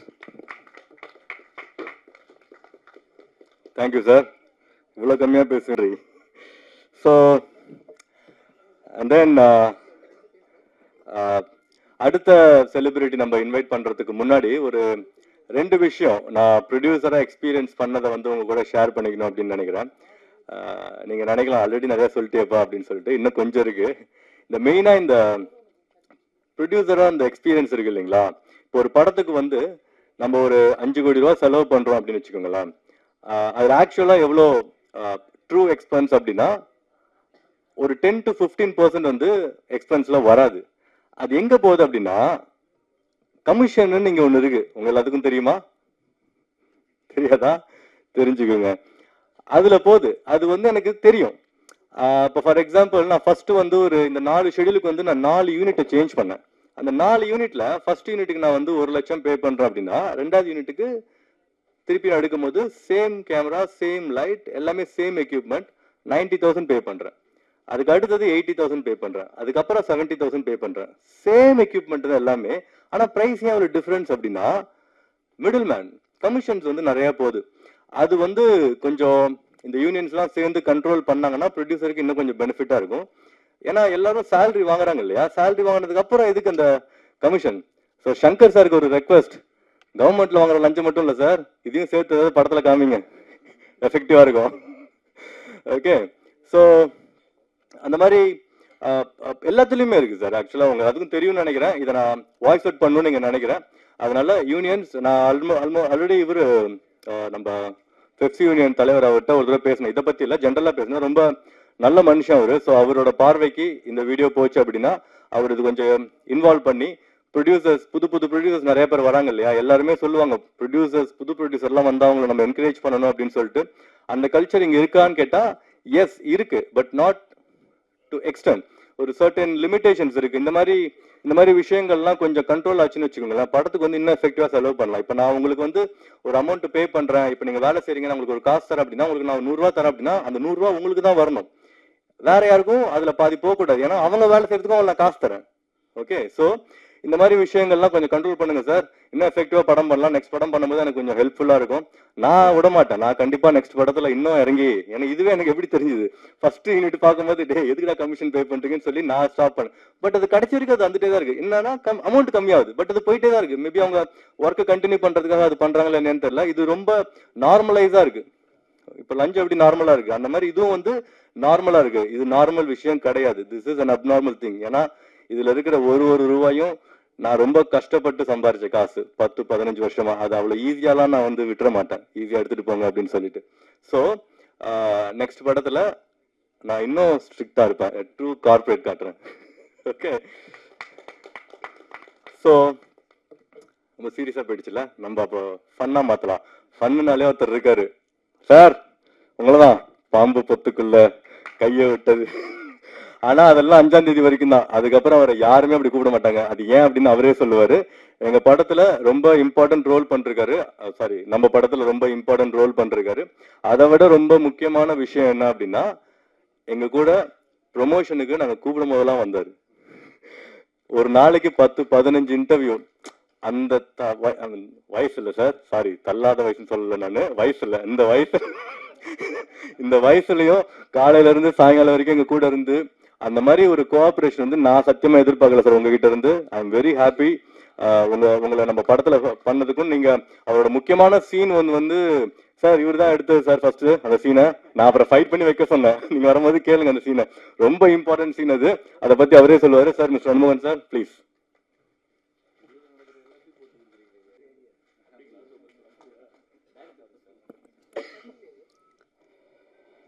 மீடியா நண்பர்கள் அனைவருக்கும் வணக்கமுங்க. அதாவது சினிமாவுடைய வெற்றிக்கு ஒரு படம் வெற்றி அடையணும் அப்படின்னா அதுக்கு முன்னோட்டம் விடுறது அப்படின்றது வந்து நீங்கள் தான். ஏன்னா உங்கள் கையில் தான் இருக்குது. உங்கள் விமர்சனங்களை பொறுத்து தான் தியேட்டரில் க்ரௌடு கூடிகிட்டே போகும். நிச்சயமாக இந்த படம் பார்த்ததுக்கு பிறகு ப்ரிவியூ எப்போ போடுறீங்க? உங்களுக்கு 5ஆம் தேதி பார்த்துட்டு நிச்சயமாக உங்களுக்கு பிடிக்கும். விமர்சனங்களும் நல்லா எழுதுவீங்க, நம்பிக்கை இருக்குது. இந்த படத்தை பொறுத்த வரைக்கும் டோட்டல் யூனிட்டுக்கே நான் நன்றி கடன் பட்டவன். காரணம் வந்து சினிமா என்பது எப்போ முதல் ஆரம்பித்தாங்களோ அந்த சினிமாவை எப்படி வந்து எடுக்கணுங்கிற ஒரு வரைமுறை இருக்குது. அந்த வரைமுறையை ஃபாலோ பண்ணவர் தான் இந்த ப்ரொடியூசர். அதான் அந்த காலத்தில் சினிமா ஆரம்பிக்கிறது முதல்ல வந்து கதையை தான் செலக்ட் பண்ணுவாங்க. ஒரு தயாரிப்பாளர் கதையை கேட்பார், பணம் போடுற முதல் கதையை கேட்பார்.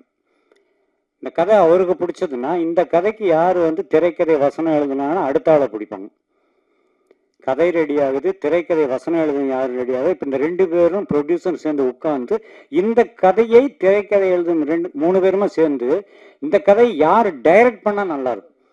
ஏன்னா லவ் ஸ்டோரியாக இருக்கலாம், ஃபேமிலி சப்ஜெக்டாக இருக்கலாம், ஆக்ஷன் மூவியாக இருக்கலாம், எது வேணாலும் இருக்கலாம்.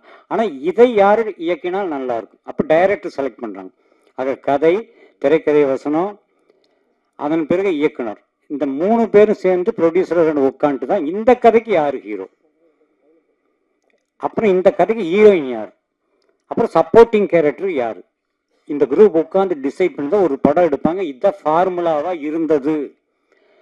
ஆனால் இன்னைக்கு சினிமா ஒரே ஒரு ஹீரோ சொன்னால் போதும், அவர் சொல்கிறது தான் கதை, அவர் சொல்கிறது தான் ஷார்ட்டு, அப்படி ஆயிடுச்சு. உங்களுக்கெல்லாம் தெரியும். உண்மையிலேயே நாங்கள்லாம் டைரக்ட் பண்ணும்போது எந்த ஹீரோவோ எந்த ஹீரோயின் வந்து இன்டர்ஃபியர் ஆகவே மாட்டாங்க. நாங்கள் சொல்வதை மட்டும்தான் செய்வாங்க. அதனால அந்த காலத்தில் படம் ஹிட்டு. இன்னைக்கு எல்லாத்துலேயும் மூக்கம் நுழைக்கிறது செல்ஃபிஷ்.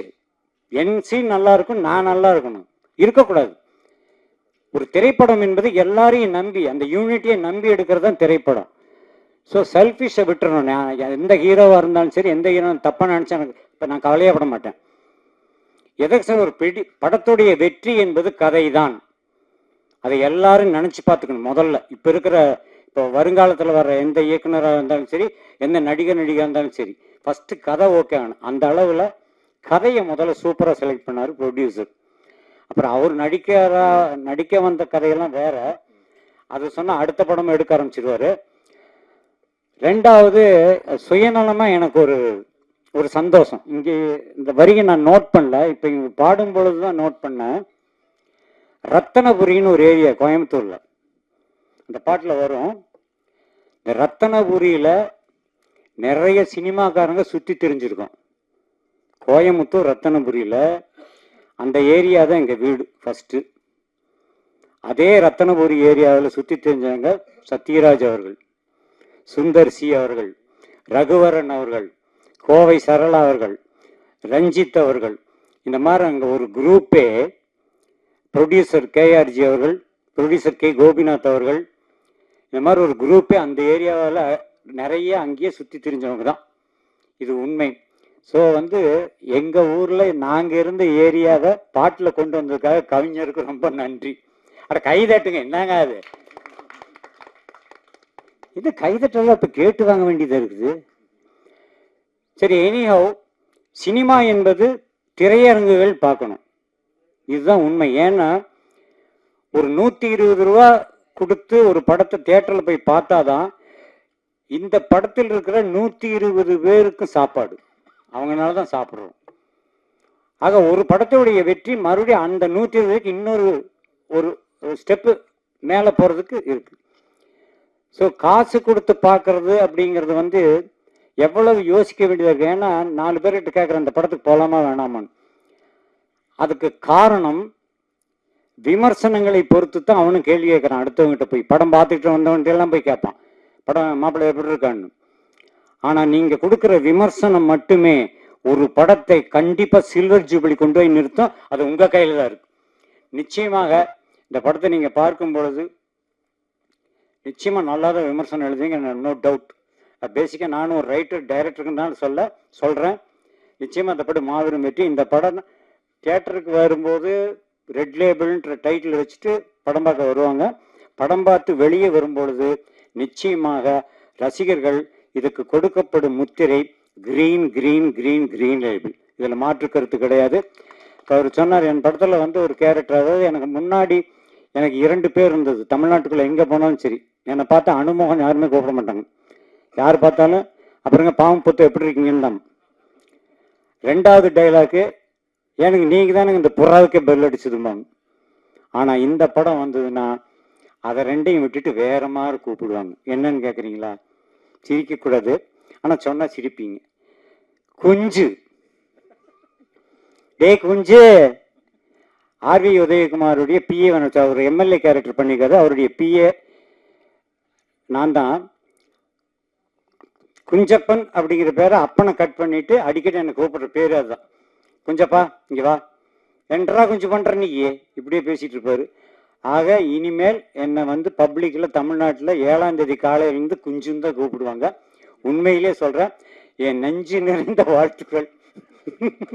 ஏன்னா ஒரு படத்தில் நடிக்கும் பொழுது ஒரு கேரக்டருடைய பெயரை உச்சரிக்கிற அளவுக்கு ஒரு வாய்ப்பை 3வது தரமாக கொடுத்துருக்காங்க இந்த யூனிட்.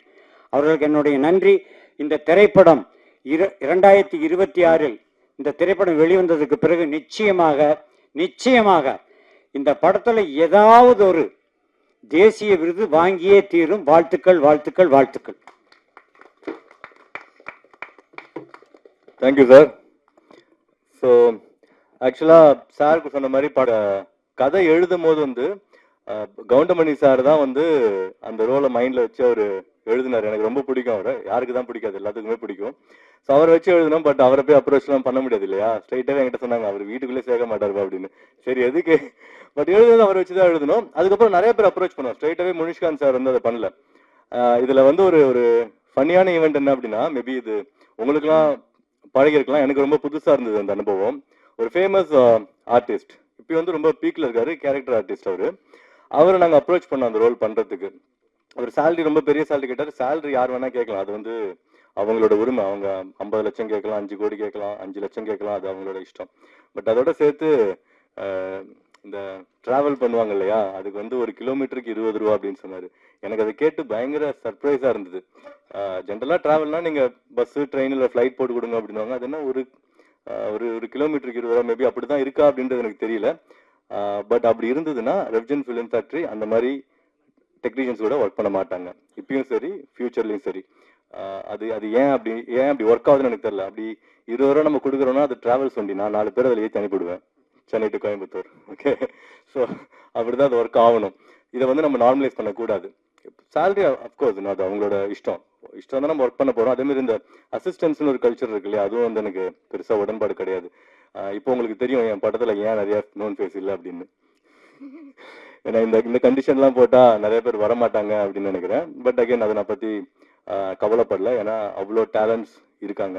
இப்போ நம்ம படத்தில் ஒர்க் பண்ணவங்களும் எல்லாமே வந்து பயங்கர டேலண்டட் பர்சன் தான். நீங்கள் படம் பார்க்கும்போது உங்களுக்கு தெரியும்.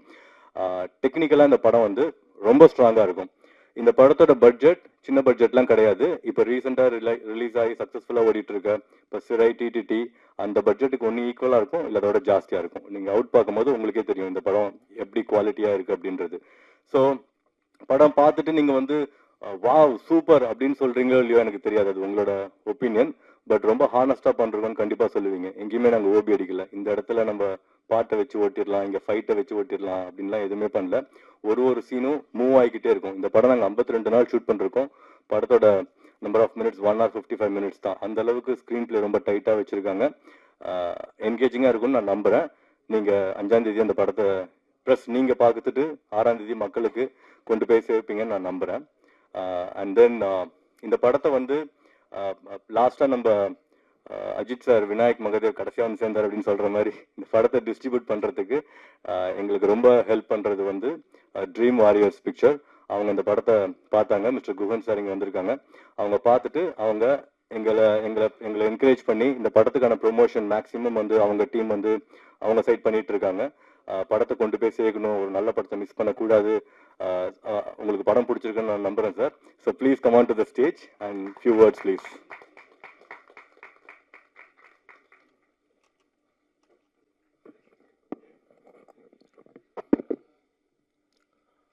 பத்திரிகை ஊடகத்துறை நண்பர்கள் அனைவருக்கும் மாலை வணக்கம்.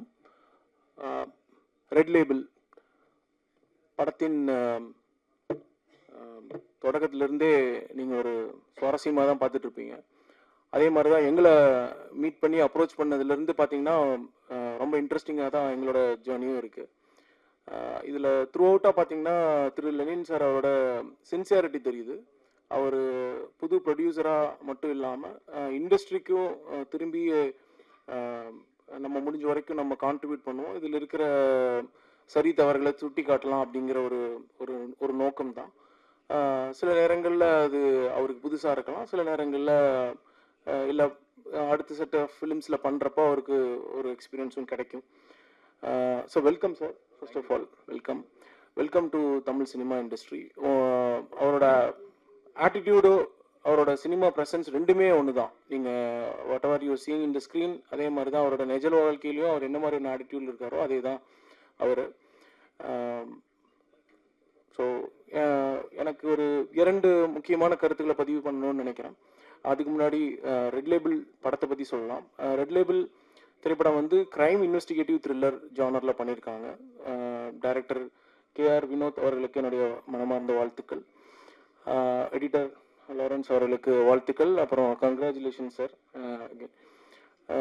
இது எப்படி ட்ராவல் பண்ணியிருக்காங்க அப்படின்னு பார்த்தீங்கன்னா, முன்னாடி அனுமோகன் சார் சொன்ன மாதிரி கதை இலாக்காவிலிருந்து ஆரம்பிச்சிருக்காங்க. கதை இலாக்காங்கிறப்பவே நம்மளுக்கு டக்குன்னு ஏவி மெய்யப்ப செட்டியாரோட ஞாபகங்கள் தான் வருது, கேட்ட ஞாபகங்கள். அவர் கதை இலாக்காவை தேர்ந்தெடுத்து அவங்க ரைட்டிங் கம்ப்ளீட் பண்ணிவிட்டு அதுக்கப்புறமா தான் வந்து காஸ்ட் அண்ட் க்ரூ டிசைட் பண்ணி போகிற ஒரு ப்ராசஸ் இருந்துச்சு. அந்த ப்ராசஸை இந்த படத்துக்கு ஃபாலோ பண்ணிருக்கிறது ரொம்ப மகிழ்ச்சிகரமாக இருக்குது. இது முன்னெடுத்து சென்ற அகைன் திரு லெனின் அவர்களுக்கு ப்ரொடியூசராக என்னோட வாழ்த்துக்களையும் வணக்கத்தையும் தெரிவிச்சுக்கிறேன். இதனோட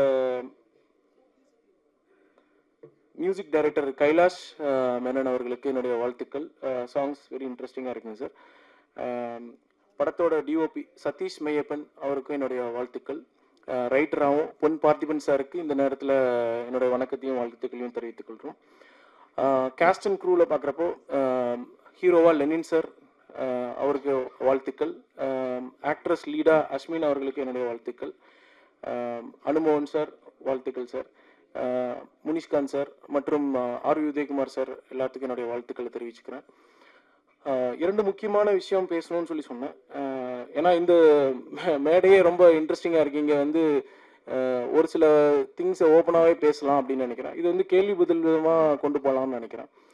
இப்போது ஒரு திரைப்படம் வந்து வெற்றி பெறுவதற்கு எது காரணமாக இருக்கும், யார் ஆடியன்ஸ் அப்படின்னு சொல்லி கேட்டிங்கன்னா, இது எல்லா படத்துக்குமே இதுதான் எனக்கு நிறைய பேர் கேட்குற ஒரு கேள்வி. ஏன்னா டிஸ்ட்ரிபியூட்டராக இருக்கிறப்போ வந்து நம்ம பல திரைப்படங்களை கண்டினியூஸாக பார்த்துட்ருக்கோம். கண்டினியூஸாக ட்ரேடோட நம்பர்ஸ் எல்லாமே பார்த்துட்ருக்கோம். இந்த வாரம் என்ன படம் ஓடி இருக்கு, இந்த மாதிரி படங்களுக்கு எவ்வளோ தேட்டர் கிடச்சிருக்கு, எவ்வளோ ஸ்க்ரீன் கிடச்சிருக்கு, எந்த மாதிரியான பெர்ஃபார்மன்ஸ் இருக்குது அப்படிங்கிறதுனால ஒரு ஆப்வியஸான ஒரு கொஸ்டின் தான்.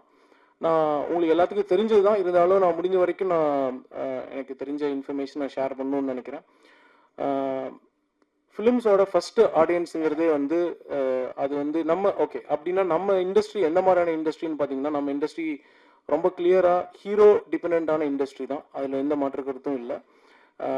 ஒரு ஸ்டேட் ஒரு மாதிரி இருக்குது. தமிழ்நாடு பொறுத்த வரைக்கும் ஹீரோ ட்ரிவன் இண்டஸ்ட்ரியாக இருக்குது ப்ரெசன்ட்லி.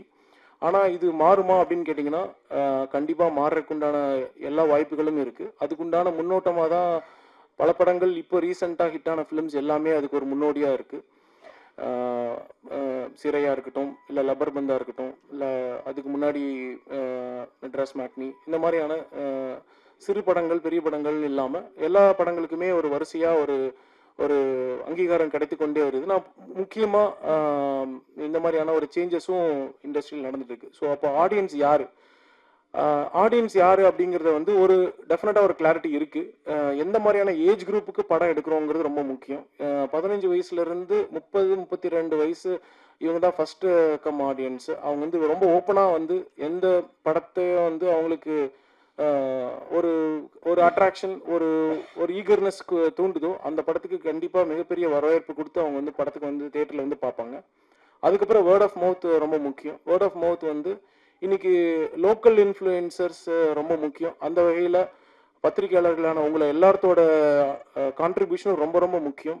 இன்னும் இது வலுவடைய போகுது அப்படிங்கிறதான் இந்த நேரத்தில் நான் தெரிவிக்கணும்னு நினைக்கிறேன். டிஜிட்டலாக இருக்கலாம், இல்லை வந்து பிரிண்ட் மீடியா, எல்லாருமே சேர்ந்து தான் சொல்கிறேன்.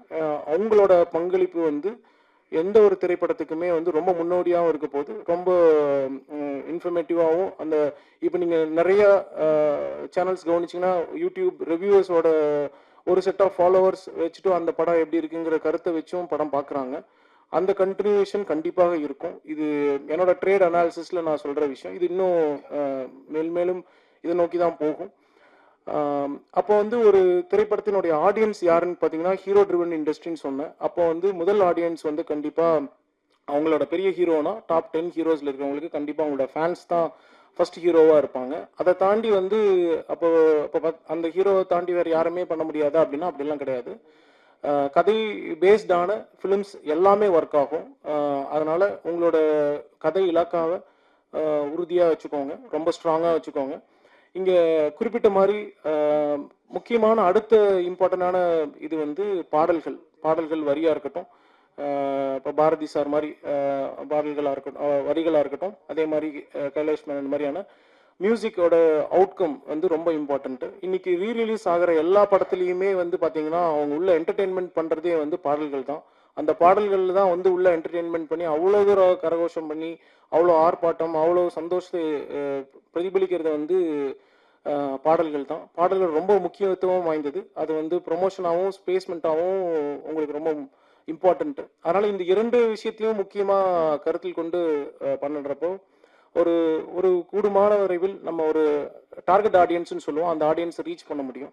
சரி, அப்படின்னா எவ்வளோ ஆடியன்ஸ் வந்து பார்க்கணும் அப்படின்னு சொல்லி போட்டு இன்னொரு விகிதாச்சாரம் கேட்குது.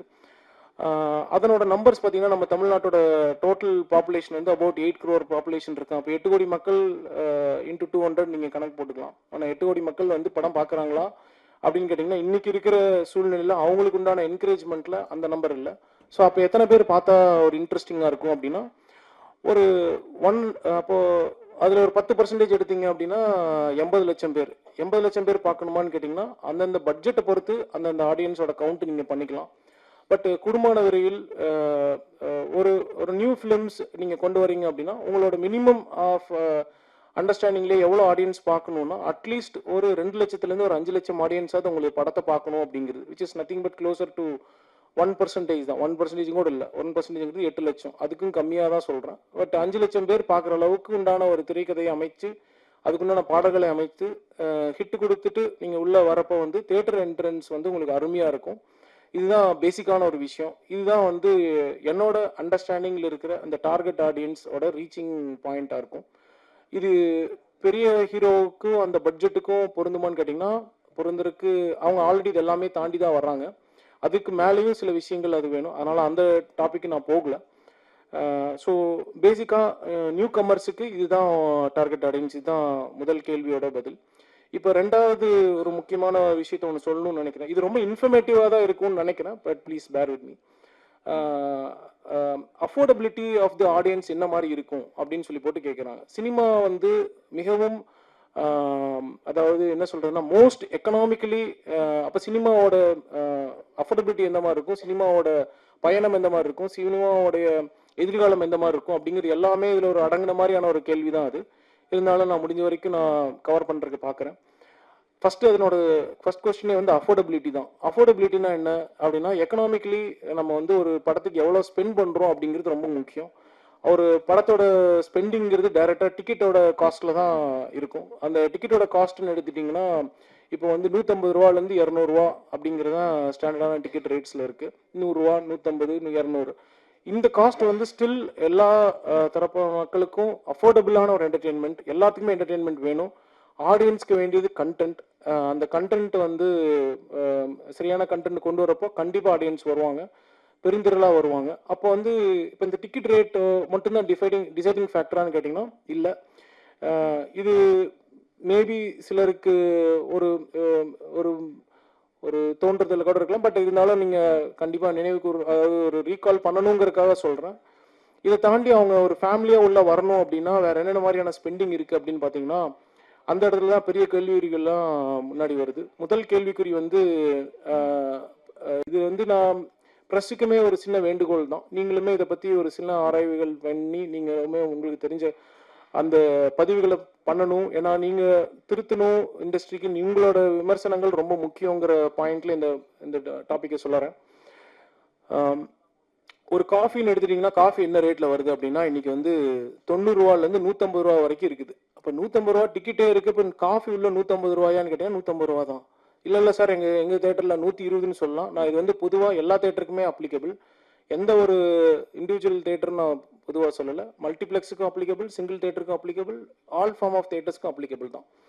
ரைட். அப்போது என்ன மாதிரியான காஸ்ட்டில் இருக்குதுன்னு பார்த்தீங்கன்னா இன்றைக்கி வந்து ஒரு 150 ரூபாவில் வரைக்கும் ஒரு காஃபி ரேட் கொடுக்க முடியும். அதே காஃபியோ டீயோட ரேட் நீங்கள் வெளில போய் குடிச்சிங்கன்னா 20 ரூபா 30 ரூபா தான். அப்போ அதே வெளியில் 20 ரூபா 30 ரூபா கொடுக்குற ஆடியன்ஸ் வந்து உள்ளுக்குள்ளே வந்து 90 ரூபா கொடுக்க முடியுமா? இந்த கேள்விக்கு நான் பதில் சொல்ல முடியாது. சரி, பப்ஸ் என்ன ரேட்டில் இருக்குது அப்படின்னு பார்த்தீங்கன்னா 120 ரூபாவில் இருக்குது. 120 ரூபாவில் இருக்கிற பப்ஸ் வந்து வெளியில் இருக்கிற பப்ஸ் வந்து 30 ரூபா. ஸோ இது 20 ரூபா. சரிங்க சார்.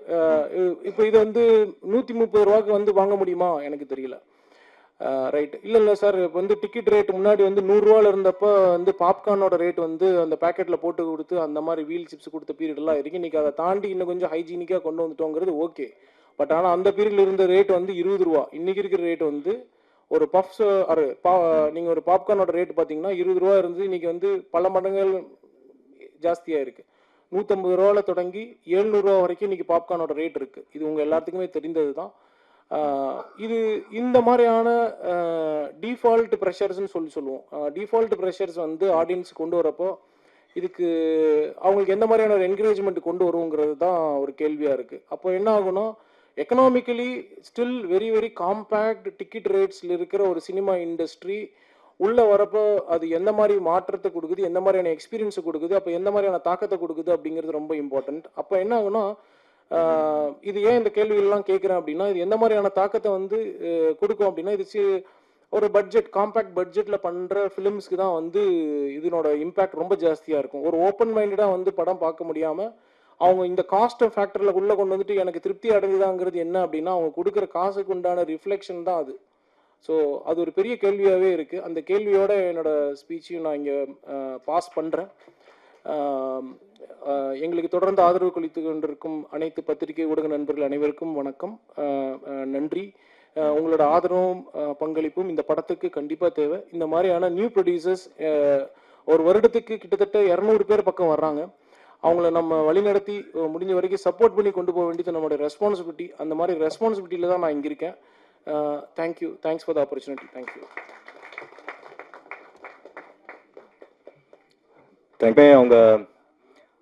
அவங்க டீம் வந்து ரொம்ப ப்ரொஃபஷ்னலாக இருக்காங்க.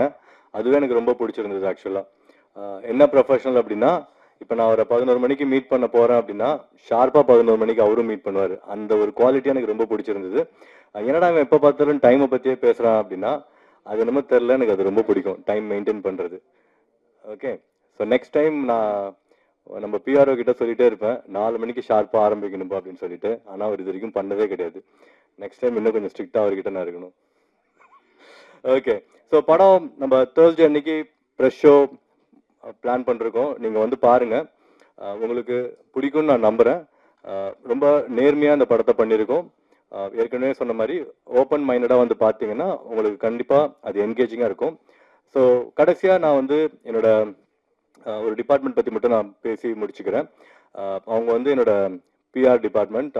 ஸோ ஸ்ரீதர் அவர் வந்து நானும் அவரும் காலேஜில் ஒன்றா படித்தோம்.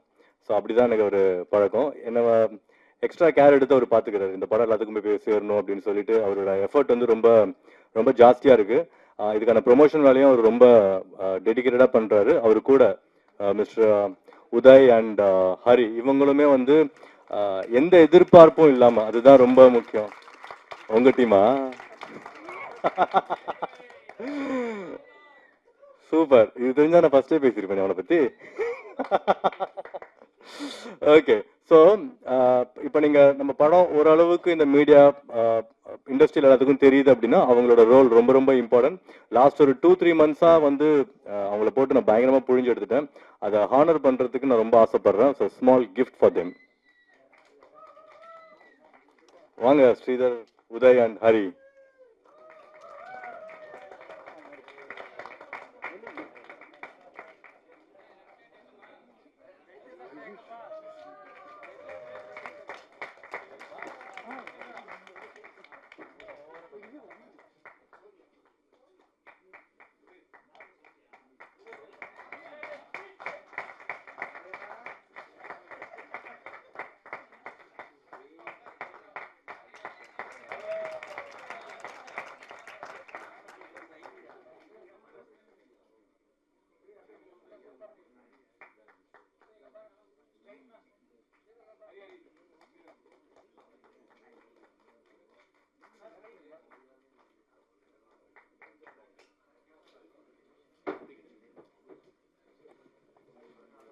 இன்னொரு 2 வருஷத்துக்கு முன்னாடினா இதுவே பெரிய காயினா இருந்திருக்கும்.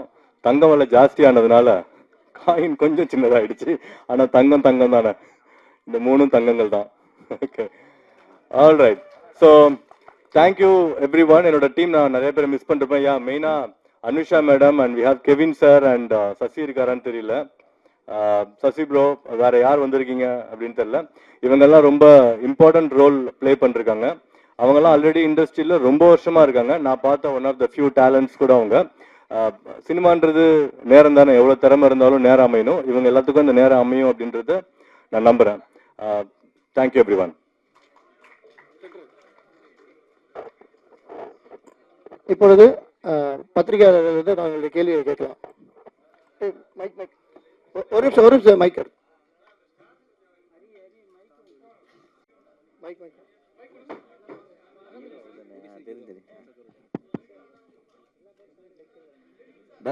டைரக்டர் சார்ட்ட கொடுங்க. டைரக்டர் ஆமா. வணக்கண்ணா. வணக்கம். இல்லை, ரெட் லேபிள் வந்த உடனே நல்லா ஜாலியாக பேசிங்கன்னு பார்த்தேன். ப்ரொடியூசர் வந்து குறை மேலே குறை சொன்னார். அது கூட ஏற்றுக்கலாம். அனுமோகன் சார் வந்தார். டக்குன்னு ஹீரோலாம் மூக்கம் நுழைக்கிறாங்க, அவங்க வேலையை பாருங்கன்னு சொல்லிட்டாரு. இந்த ஹீரோ மூக்கம் நுழைச்சாரா? அவர் டப்புன்னு எழுந்து சொல்கிறத பார்த்தா ரொம்ப குடைச்சல் கொடுத்துப்பார் போல இருக்கே. சரி, நான் கிளம்பிட்டேண்ணா. ஃப்ரெண்டு தான் நம்ம. எத்தனை வருஷம்ண்ணா? பல வருஷம். அது வேற. ஸ்ட்ரைட்டா வந்து இல்ல, அவரு சொன்னார்ல, அவருடைய வழி இருக்கும். அது வந்து ஹீரோக்கள் பண்ணாங்களா அப்படின்னு கேட்கறது ஃபர்ஸ்ட் டைரக்டர் கிட்ட இருந்து ஸ்டார்ட் பண்ணலாம் அப்படின்ட்டு தான் இருக்கு. அவருக்கும் இருக்கு. அவருக்கும் எப்படின்னா, அவர் சொன்னார்ல, நேரத்துக்கு ஆரம்பிக்கணும், எந்த விஷயமும் டைம் ஸ்டார்ட் பண்ணணும்னு இருக்குல்ல. அங்க வந்து எல்லா டெக்னீஷியனும் கரெக்டான டைமுக்கு வருவாங்க அப்படின்றது நம்ம புஷ் பண்ணுவோம். எனக்கு ஷார்ப்பா 6 மணிக்கு எல்லாரும் இருக்கணும், நான் போயிடுவேன். ஓகே, ஏன்னா என் டீம் வந்து 6 மணிக்கு உள்ள இருப்போம். லொக்கேஷன்ல 6 மணிக்கு இருப்போம் நாங்க. ஓகே, பட் ஒவ்வொருத்தரா வருவாங்கல்ல, எங்களால் அந்த டைம் எக்ஸாக்டா ஸ்டார்ட் பண்ண முடியல. நான் கோவப்பட மாட்டேன். ஏன்னா கோவப்பட்டா வேலை நடக்காது. போடா அப்படின்ட்டு போயிடுவாங்க. ஸோ அவங்க கிட்ட சிரிச்சுட்டே வேலை வாங்க வேண்டிய கடமை எந்த இருந்தது. ஸோ அந்த டைம் கூட விடாதீங்க, கோவப்படுங்க, நீங்க வந்துட்டு கோவப்பட்டு பேசுங்க அப்படின்னு சொல்லி அவர் என்னை புஷ் பண்ணாரு. ஸோ இந்த தலையீடு தான். ஏன்னா ப்ரொடியூசர் பணம் போட்டிருக்காரு, அது கூட பண்ணலன்னா நம்ம என்ன பண்ணுவோம், கால் மேலே கால் போட்டுட்டு ஓகே பொறுமையாக பண்ணலான்ற மாதிரி பண்ணுவோம்ல. ஸோ அதுக்கு அவர் எங்களுக்கு கொடுக்கல. அதில் அவர் ரொம்ப ஸ்ட்ராங்காகவே இருந்தாங்க. மற்றபடி எந்த தலையீடும் இல்லை தலைவா. நீங்கள் எதாவது கேட்குறீங்கன்னா சொல்லுங்கள். கான்ட்ரவர்சி நான் கூட சொல்கிறேன். சொல்லுங்க. இல்லை, ஏதாவது வேணும்னா சொல்லுங்க. இல்லை, பணம் போட்ட ப்ரொடியூசர்கிட்ட கேட்டுருவோம். சொல்லுங்க சார். மிச்சம் பண்ணலாம். அதுக்குன்னு இந்த லான்ச்ல கூடவா நீங்க ஆங்கரா வந்து நிப்பீங்க? இங்க ஸ்டார்ட் பண்றீங்க.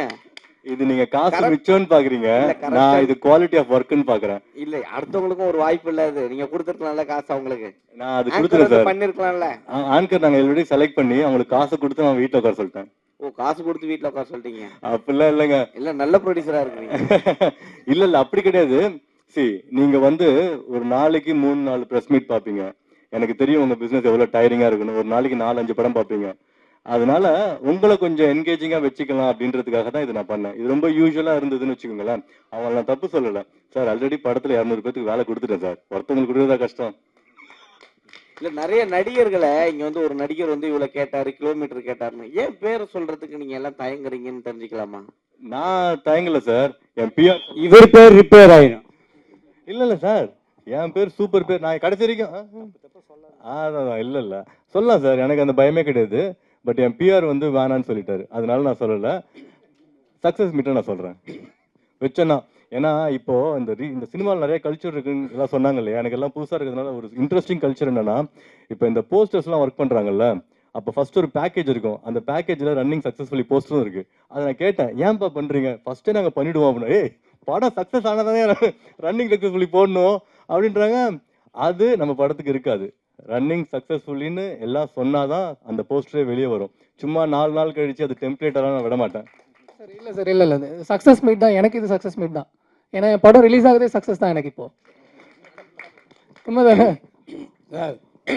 என்னுடைய 45 வருஷ அனுபவத்தில் எத்தனையோ காம்பேரர் பார்த்துருக்கேன். ஆனால் உண்மையிலே பெர்ஃபெக்டாக காம்பேர் பண்ண ஆங்கர் நீங்கள் தான் சார். நீங்கள் பாராட்டியிருக்கீங்க சார், பெரிய விஷயம் சார் இது. இல்லை ஏகப்பட்ட செய்திகளை அவர் சொல்லியிருக்காரு, அவருக்கு தெரியல, அதுதானே தவிர மற்ற ஒன்றும் இல்லை. கான்ட்ரவர்சினா அவ்வளோ கான்ட்ரவர்சி, ரொம்ப தெளிவாக. என்ன பெப்சி அளவுக்கு போயிட்டீங்க. ஐயோ நீயா நிறுத்துறது, நானே நிறுத்தேன் ஷூட்டிங்னு சொன்னீங்க பாருங்க, அது எனக்கு ரொம்ப பிடிச்சது. ரொம்ப நன்றி சார், நான் உங்களை எதிர்பார்க்கல சார்.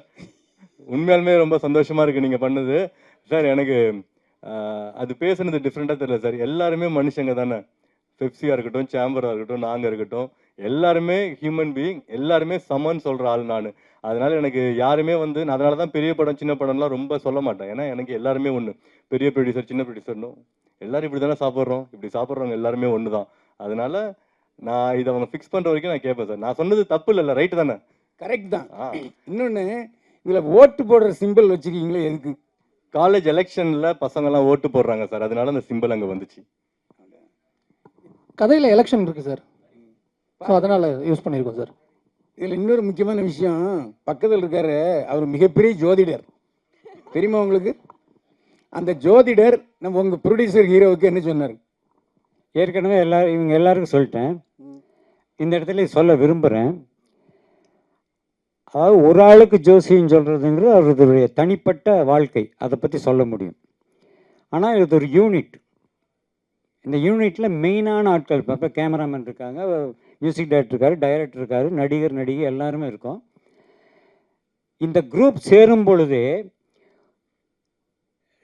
சில பேருக்கு அப்படியானெல்லாம் கேட்க தோணும். என்னென்னா, ஒரு நல்ல விஷயம் நடக்கும் பொழுது ஒரு 100 பேர் சேர்ந்து ஒரு விஷயத்தை ஆரம்பிக்கிறாங்க, ஒரு தொழில் ஆரம்பிக்கிறாங்கன்னா, அந்த தொழில் வெற்றி பெறதுக்கு காரணம் அந்த 100 பேருடைய ராசியும் கோச்சாரப்படி நல்லாவே இருக்கும். இதுதான் உண்மை. ஆனால் யாருமே ஜாதகம் ஜோசியம் பார்த்துட்டு ஒவ்வொருத்தரும் ஃபிக்ஸ் பண்ணுறது இல்லை. ஆனால் அது தானாக அமையிறது. புரிஞ்சா உங்களுக்கு? இன்னொன்று சொல்லிடுறேன், இந்த படத்தை பொறுத்த வரைக்கும் ஏன் வெற்றி பெறும் அப்படின்னா, ஃபஸ்ட்டு ஒன்று தெரிஞ்சுக்கங்க, 2026 இந்த ஆண்டு கலைத்துறை, அதுவும் சினிமா துறைக்கு மிக அருமையான ஆண்டு. கைத்தட்டுங்கண்ணா. என்னங்கண்ணா, அப்புறம் எதுக்கு நான் ஜோசியம் சொல்லணும்? 26ஆம் ஆண்டு என்பது மிகச்சிறந்த ஆண்டு, திரையுலகுக்கு ரொம்ப ரொம்ப முக்கியமான வருஷம். அந்த ஆண்டில் இவங்க அடியெடுத்து வைக்கிறாங்க, ஒரு புதிய யூனிட் களத்தில் இறங்குது. ஸோ சின்ன படங்களும் சூப்பர் ஹிட் ஆகும் என்ற ஒரு பெயரை இந்த கிரீன் லேபிள் வாங்கியே கொடுக்கும். நான் டைட்டில் மாற்றிட்டேன், ஆடியன்ஸ் ரிப்போர்ட் கிரீன் லேபிள் தான் சார். நான் ரெட் லேபிள் சேர்க்கறதுக்கே கஷ்டப்பட்டுட்டு இருக்கேன். அடுத்தது கிரீன் லேபிள் வைங்க. இதை என்ன இன்னொன்று சொல்லிடுறேன் அண்ணா, நீங்கள் கேட்டதுக்கு. இந்த படத்தை பொறுத்த வரைக்கும் எப்படிங்களா, பொதுவாக ரசிகர்களில் சில குடிமக்களுக்கு ரெட் லேபிள் பிடிக்கும், பல குடிமக்களுக்கும் ஒரு ரெட் லேபிள் பிடிக்கும். அது இரவில் குடிப்பது, இது பகலில் குடிப்பது. ஆனால் இரவில் குடிப்பவனும் சரி, பகலில் குடிப்பவனும் சரி, இந்த 2 குடிகாரங்களுமே, முதல் சொன்னது டீ, இன்னொன்று சொன்னது பிராண்ட் டீ. அது ஒரு பிராண்டான டீ. அது இவர்கள் இந்த குரூப் பூராமே இந்த ரெட் லேபிள் படத்தை நிச்சயமாக பார்த்து பாராட்டுவார்கள். ஹீரோயின் நேம் அஸ்மினா, யாஸ்மினா? அஸ்மின் சார். அஸ்மின் தானா? ஓகே. லெனினுக்கு ஒரு கேள்வி. ஹீரோயின் ரெட் லேபிள்னு சஜஸ்ட் பண்ணதாக சொல்லியிருந்தீங்க. ஆக்சுவலாக நீங்கள் பேசுனதெல்லாம் வச்சு பார்க்கும்பொழுது நிறைய ரெவல்யூஷனரி விஷயங்கள்லாம் நீங்கள் பேசுனீங்க. ரெட் ரெபல்கிட்ட கூட வச்சிருக்கலாமா அப்படின்னு தோணுது. வச்சிருக்கலாம் சார். நான் பேசுனது ரெவல்யூஷன்லாம் கிடையாது சார், பேசிக். இல்லை டைட்டில் இஷ்யூஸ்ல இருந்து கமிஷன், அவுட் கமிஷன்ல இருந்து எல்லாமே நீங்கள் பேசுனீங்க இல்லையா? அது மட்டும் பாடி லாங்குவேஜ் பூராமே விஜய் பார்க்குற மாதிரி இருந்தது. மேபி காலேஜ் எலெக்ஷன் பேஸ் பண்ணி நீங்கள் படம் எடுக்கிறீங்க. பொலிட்டிக்ஸ் ஏதாவது கனவுகள் இருக்கா? இருக்குது சார். ஓகே.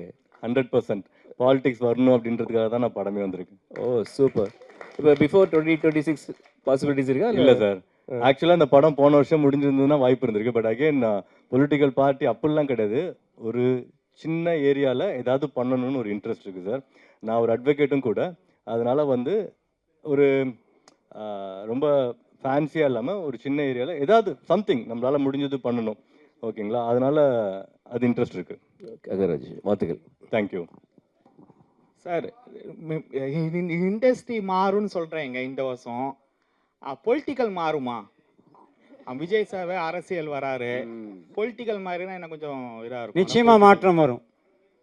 ஆனா நீங்க நினைக்கிறது நடக்காது. அப்போ விஜய் சார் வாய்ப்பு. நீங்க எதை வச்சு கேட்கணும் தெரியுது, அது நடக்காது. நடக்காது. Okay sir. நிச்சயமா நடக்காது. அதாவது மாறுதல்கள் வரும் என்பது, இப்போ நான் ஒன்று நினைப்பேன் நடக்காது, இவர் ஒன்று நினைப்பேன் நடக்காது, அவங்க ஒன்று நினைப்பேன் நடக்காது. ஆனால் ஏதாவது ஒன்று நடக்குமில்ல, அந்த நடக்கிறது நல்லதாகவே நடக்கும்.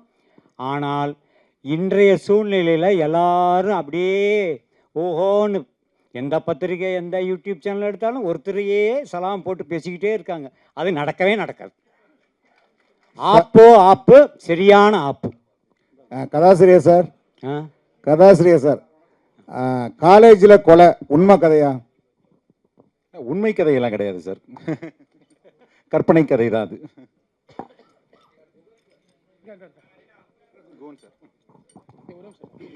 அதாவது பாரதி ராஜா, பாக்யராஜ், ஏன் அனுமோகன் எல்லோருமே கதை, வசனம், டைரக்ஷன். என்ன காரணம்னா, ஒரு கதாசிரியர் இயக்குனர் ஆகும்போது அவருடைய கதையை முழுமையாக எடுப்பார். இப்போ உங்கள் கதையை வாங்கி அவர் எடுக்கும்போது அது உங்களுக்கு உடன்பாடாக இருந்துச்சா? இல்லை, உடன்பாடாக தான் இருந்தது சார். என்னென்னா, அவங்க சார் சொன்ன மாதிரி முன்னாடி அது பிரிஞ்சு தான் இருந்தது. எழுத்தும் இயக்கமும் ஒரு கிரியேஷனாக டெக்னிக்கலாகவே வேறு வேறு திறமைகளாக தான் ஹாலிவுட்ல எல்லாமே இருக்குது. முதல்ல ஒரு நாவல் வரும், நாவல் இருந்து அடாப்டட் ஸ்க்ரீன் பிளேக்கு ஒரு சினிமா பர்சன், ஸ்டுடியோ, அதுக்கப்புறம் கேஸ்டிங்கு, டைரக்டர் எல்லாமே அப்புறம் தான் வருவாங்க. ஸோ எனக்கு வந்து அது ஒரு திருப்தியான ப்ராசஸாக தான் இருந்தது சார். நான் கேட்குறது என்ன, சிறிதரிலிருந்து எடுத்துங்க, கேஎஸ் கோபாலசிலிருந்து எடுத்துங்க, எல்லோருமே அந்த கதை வசனம், கதை திரைக்கதை வசனம் மூலமாக தான் வந்தாங்க. இதுக்கு இன்னொரு காரணம், நான் டைரக்டர் கேட்கும், அந்த கதைக்காரர்கிட்ட கேட்கும்போது, சார் என்னுடைய கதையை நான் தான் சார் எடுக்க முடியும், அது மட்டும் இல்லை ரைட்ஸ் எனக்கு. இப்போ நாளைக்கு இந்த படம் வெற்றி பெறும்போது இன்னொரு மொழிக்கு போகும்போது உங்களுடைய உரிமை என்னவா இருக்கும்? நீங்கள் முதல் சொன்னீங்களே என் கதை நான் எடுக்கணுங்கிறத விட ரெண்டாவது சொன்னீங்களே சார், அந்த ரைட்ஸ் எனக்குங்கிற பிரச்சனை தான் நிறைய பேர் அதுக்குள்ளே அந்த கதை, திரைக்கதை, வசனம், இயக்கம்னே வந்துச்சு. கலைஞர் அவர்கள் எழுதும்போது, அண்ணாதுரை அவர்கள் எழுதும்போது, ஈவன் பாகிராஜ் சார் பிகினிங்கில் நிறைய கதைகள்லாம் கொடுத்து அப்புறம் தான் இயக்கத்துக்கு வந்தார். ப்ராசஸாகவே வந்து ஒரு டைரக்டர் தான் கதை எழுதணுங்கிறது கிடையாது சார். கதை, திரைக்கதை இன்னொருத்தருதாகவும் டைரக்டராக இன்னொருத்தரும் இருக்கிறது தான் ஆக்சுவல் ப்ராசஸ்.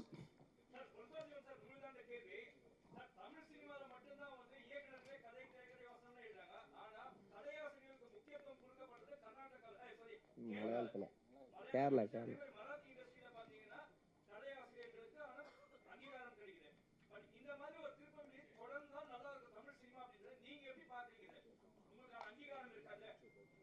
இல்லை, இதுதான் முதல் இப்போ தான் நான் கதை, திரைக்கதை எழுதி கொடுத்துருக்கேன். ஆக்சுவலாக இது ஒரு ஆரோக்கியமான ஒரு இதுவாக இருக்கும். வேறு வேறு தளங்கள்லேருந்து கதைகளோட ஆட்கள் வருவாங்க, வித்தியாசமான சினிமாக்கள் வரும்.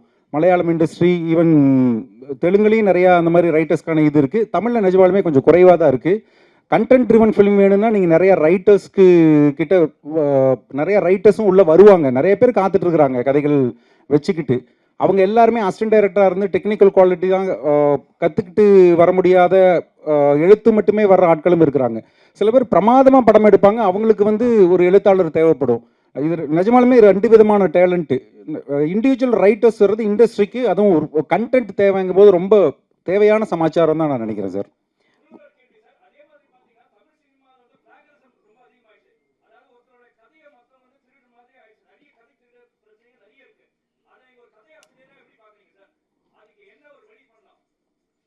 இல்லை, ஆல்ரெடி இருக்குது சார். நம்ம ரெஜிஸ்டர் ப்ராப்பராக பண்ணிக்கிட்டாலே அது நடக்காது.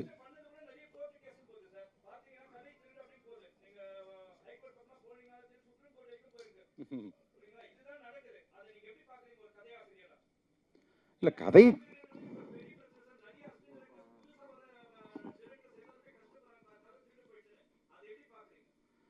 இல்லை இன்டெலெக்சுவல் ப்ராப்பர்ட்டி திருட்டு தானே, அதுக்கு பேர் திருடுறவங்களுக்கு திருடன்னு தான் சொல்ல முடியும். பட் நிறையா நம்ம பாதுகாப்பாக இருந்துக்க வேண்டியதாக இருக்குது. வீட்டை பூட்டிக்கிற மாதிரி நம்ம கதையும் பத்திரமா வச்சுக்கிறது நம்மளுடைய பொறுப்பு தான் அது. குகன் சார், தேட்டரில் வந்து பார்க்கிங், சமோசா இதெல்லாம் சொன்னீங்க. ஆனால் இப்போ சமீபத்தில் சல்லியர்கள் படம் வந்து மாலில் கூட வெளியிடலையே, அதை பற்றி யாரும் பேச மாட்டீங்க. ஒரு படம் வந்து தேட்டருக்கு வந்தால் தான் முதல்ல அவங்களுக்கு பிஸ்னஸ்ஸே. நீங்கள் அப்போ கூட யாருமே குரல் கொடுக்கல தமிழ் இண்டஸ்ட்ரியில். தான் படம் வரும்போது தான், வலிக்கும் போது தான் எல்லாத்தையும் சொல்கிறீங்க. இது காலகாலமாக உங்களுக்கு தெரியாதா? பார்க்கிங் இருக்குது, சோமாஸ் வைக்கிறானுங்க, சமோசா வைக்கிறானுங்க, வாட்டர் பாட்டில் எடுத்து போகக்கூடாது, வெளியிலேருந்து தின்பண்டங்கள் வாங்கிட்டு போகக்கூடாதுன்னு எப்போத்தையே கொண்டு வந்தாங்களே. அன்னைக்கு குரல் கொடுக்காம இன்னைக்கு குரல் கொடுத்துட்ருக்கீங்க. இல்லை, நீங்கள் கேட்ட கேள்வி 2 கேள்வி. ஒன்று வந்து கேன்டீனோட ரேட் பற்றி நம்ம பேசினோம், அதை பற்றி அது செகண்ட். ஃபஸ்ட்டு கேள்வி வந்து சல்லியர்கள் படத்துக்கு ஏன் குரல் கொடுக்கலன்ட்டு. கூடுமான விரைவில் நீங்கள் பார்த்தீங்கன்னா ப்ரொடியூசரே வந்து ப்ரெஸ் மீட்டில் தான் கன்வே பண்ணார். அப்போ ப்ரெஸ் மீட்டில் சொன்னதுக்கு மேலே ஒரு குரல் வேண்டுமான்னு கேட்டிங்கன்னா அதுவே போதுமான குரல் தான். அதுவே பலமாகவும் ஒழிச்சிருச்சு. எல்லாத்துக்குமே போய் சேர வேண்டிய இடம் எல்லா இடத்துலையுமே போய் சேர்ந்துருச்சு. அது ஒன்று. இன்னொன்று வந்து அதுக்கு எந்த மாதிரியான முடிவுகள் எடுக்கிறோம், எந்த மாதிரியான ஒரு ஜேர்னி எடுக்கிறோம் அப்படிங்கிறது ரொம்ப முக்கியம். அது அவரோட ஒரு மெத்தட் தான். அது வந்து அதே அடுத்த வாரம் தள்ளி வந்திருக்கலாம். அதில் ஒரு எப்படி ஒரு நல்லது இருக்கோ அதே மாதிரி ஒரு கெட்டதும் இருக்குது. அந்த மாதிரியான சில ப்ராப்ளம்ஸ் இருக்குது அப்படின்னா அதை நம்ம சால்யூஷன் பார்க்கலாம் முடிஞ்ச வரைக்கும். அதுதான் அந்த மாதிரி போயிருந்துருக்கலாம். எப்போவுமே ஒரு திரைப்படம் திரைக்கு வர்றது ரொம்ப முக்கியம். அதுக்குண்டான வழிமுறைகளில் இன்னும் கொஞ்சம் எஃபோர்ட் எடுத்துருக்கலாம். அதுக்குண்டான ப்ராப்ளம் இருக்குது. பட் அது எவ்வளோ சொல்ல முடியுமோ அவ்வளோ சொல்லிட்டார். அதுக்கு மேலே மறுபடியும் அதை ஆம்ப்ளிஃபை பண்ண வேண்டியதில்லைன்னு நினைக்கிறேன். இல்லை, மால் போன்ற திரையரங்கில் பெரிய இடத்துங்கள்லாம் பார்த்தீங்கன்னா சிறு படங்கள் உள்ளே கூட நுழைய முடியல. அப்போ உங்கள் படமும் ரேட்டுன்னு சொல்லிட்டாங்கன்னா நிறுத்திடுவீங்களா? தேட்டருக்கு போக மாட்டீங்களா? எல்லா மால்லையும் தான். சின்ன டப்பா தேட்டரில் போட்டாலும் படம் நல்லா இருக்குன்னா மால் தேட்டர் தானே கூப்பிடுவான். புரிஞ்சு உங்களுக்கு? அப்புறம் ரெண்டாவது இன்னொன்று, சினிமா பற்றி இவ்வளோ பேசுகிறோமே, டிக்கெட் ரேட்டெல்லாம் பேசுகிறோமில்ல, இனிமேல் சினிமா என்ன ஆகும் தெரியுங்களா? இன்டர்வல் வரைக்கும் 120, இன்டர்வலுக்கு அப்புறம் பார்த்தீங்கன்னா 120. பாதி வரைக்கும் பார்த்துட்டு நல்லா இல்லைன்ட்டு வெளியே போனீங்கன்னா உங்களுக்கு 120 ரூபா மிச்சம். செகண்டாகவும் பார்க்குற மாதிரி இருந்தால் 240 ரூபா கொடுக்கணும். இப்படியெல்லாம் சினிமா வந்தாலும் வரும்.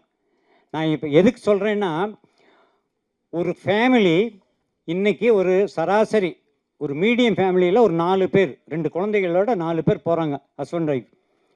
ஒரு படம் பார்க்குறதுக்கு 4 பேருக்கு 150 ரூபா டிக்கெட் போட்டால் என்னாச்சு? 600 ரூபாச்சா?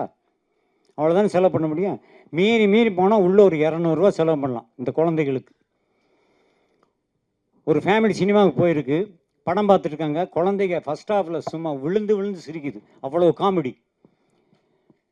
செகண்ட் ஹாஃப் ஸ்டார்ட் பண்ணான், பயங்கர காமெடி செகண்ட் ஹாஃபில். ஆனால் குழந்தைங்க அழுதுகிட்டே இருக்கு, சிரிக்கல. ஏன்னா இன்டர்வலில் அங்கே அப்பா வந்து பாப்கார்ன் வாங்கி தரல. 300 ரூபா 400 ரூபாய் பாப்கார்ன் வாங்கலை, குழந்தை அழுகுது.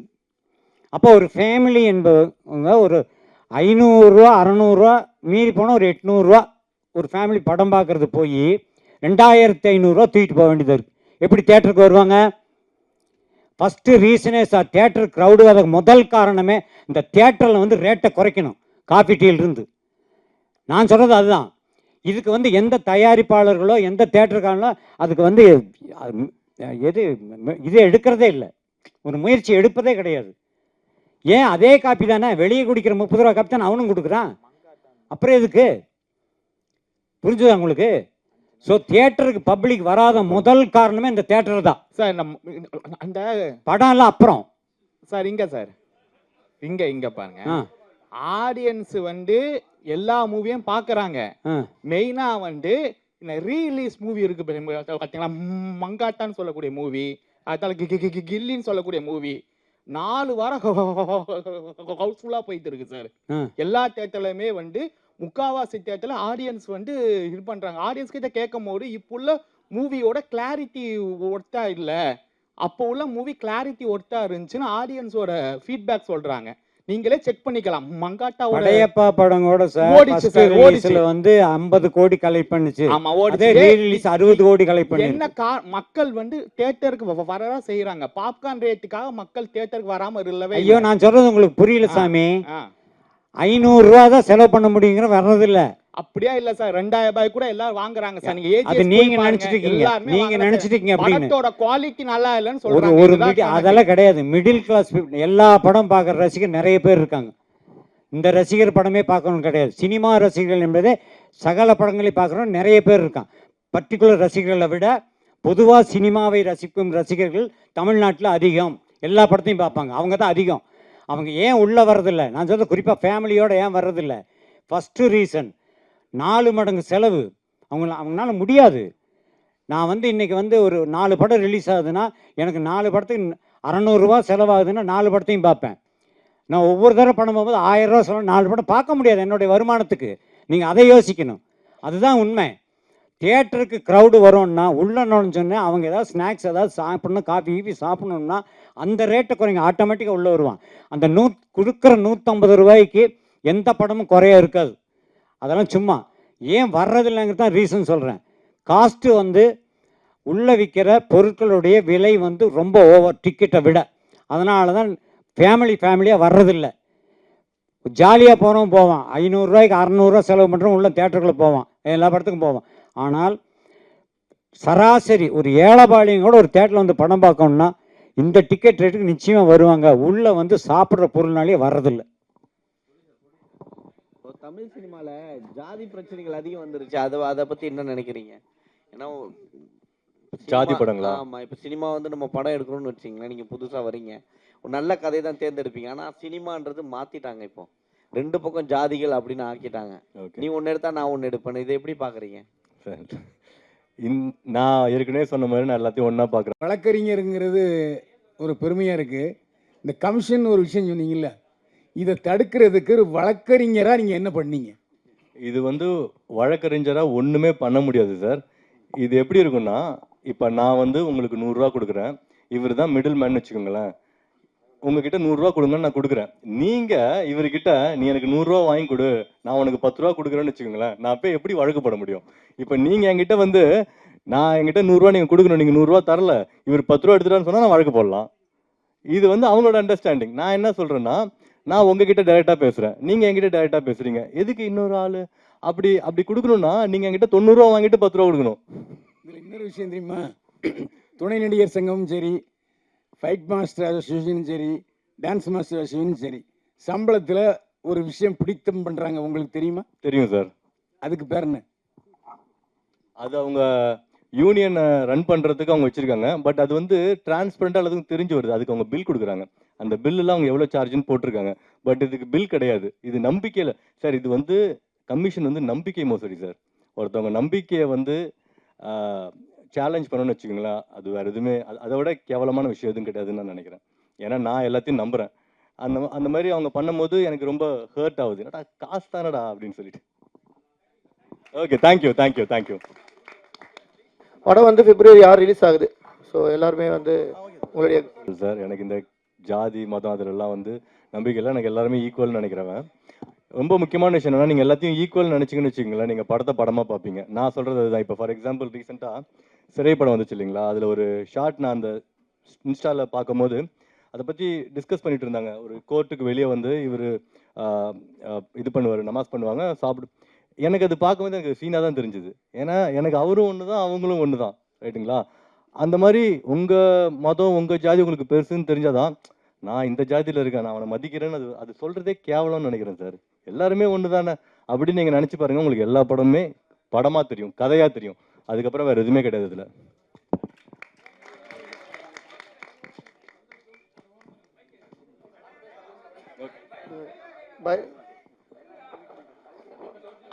ஒரே நிமிஷம் சார். கடைசி கேள்வியா பைல்வான் சார் பேசுறாராம். ஒரே ஒரு கேள்வி, லாஸ்ட் கேள்வி சுருக்கமா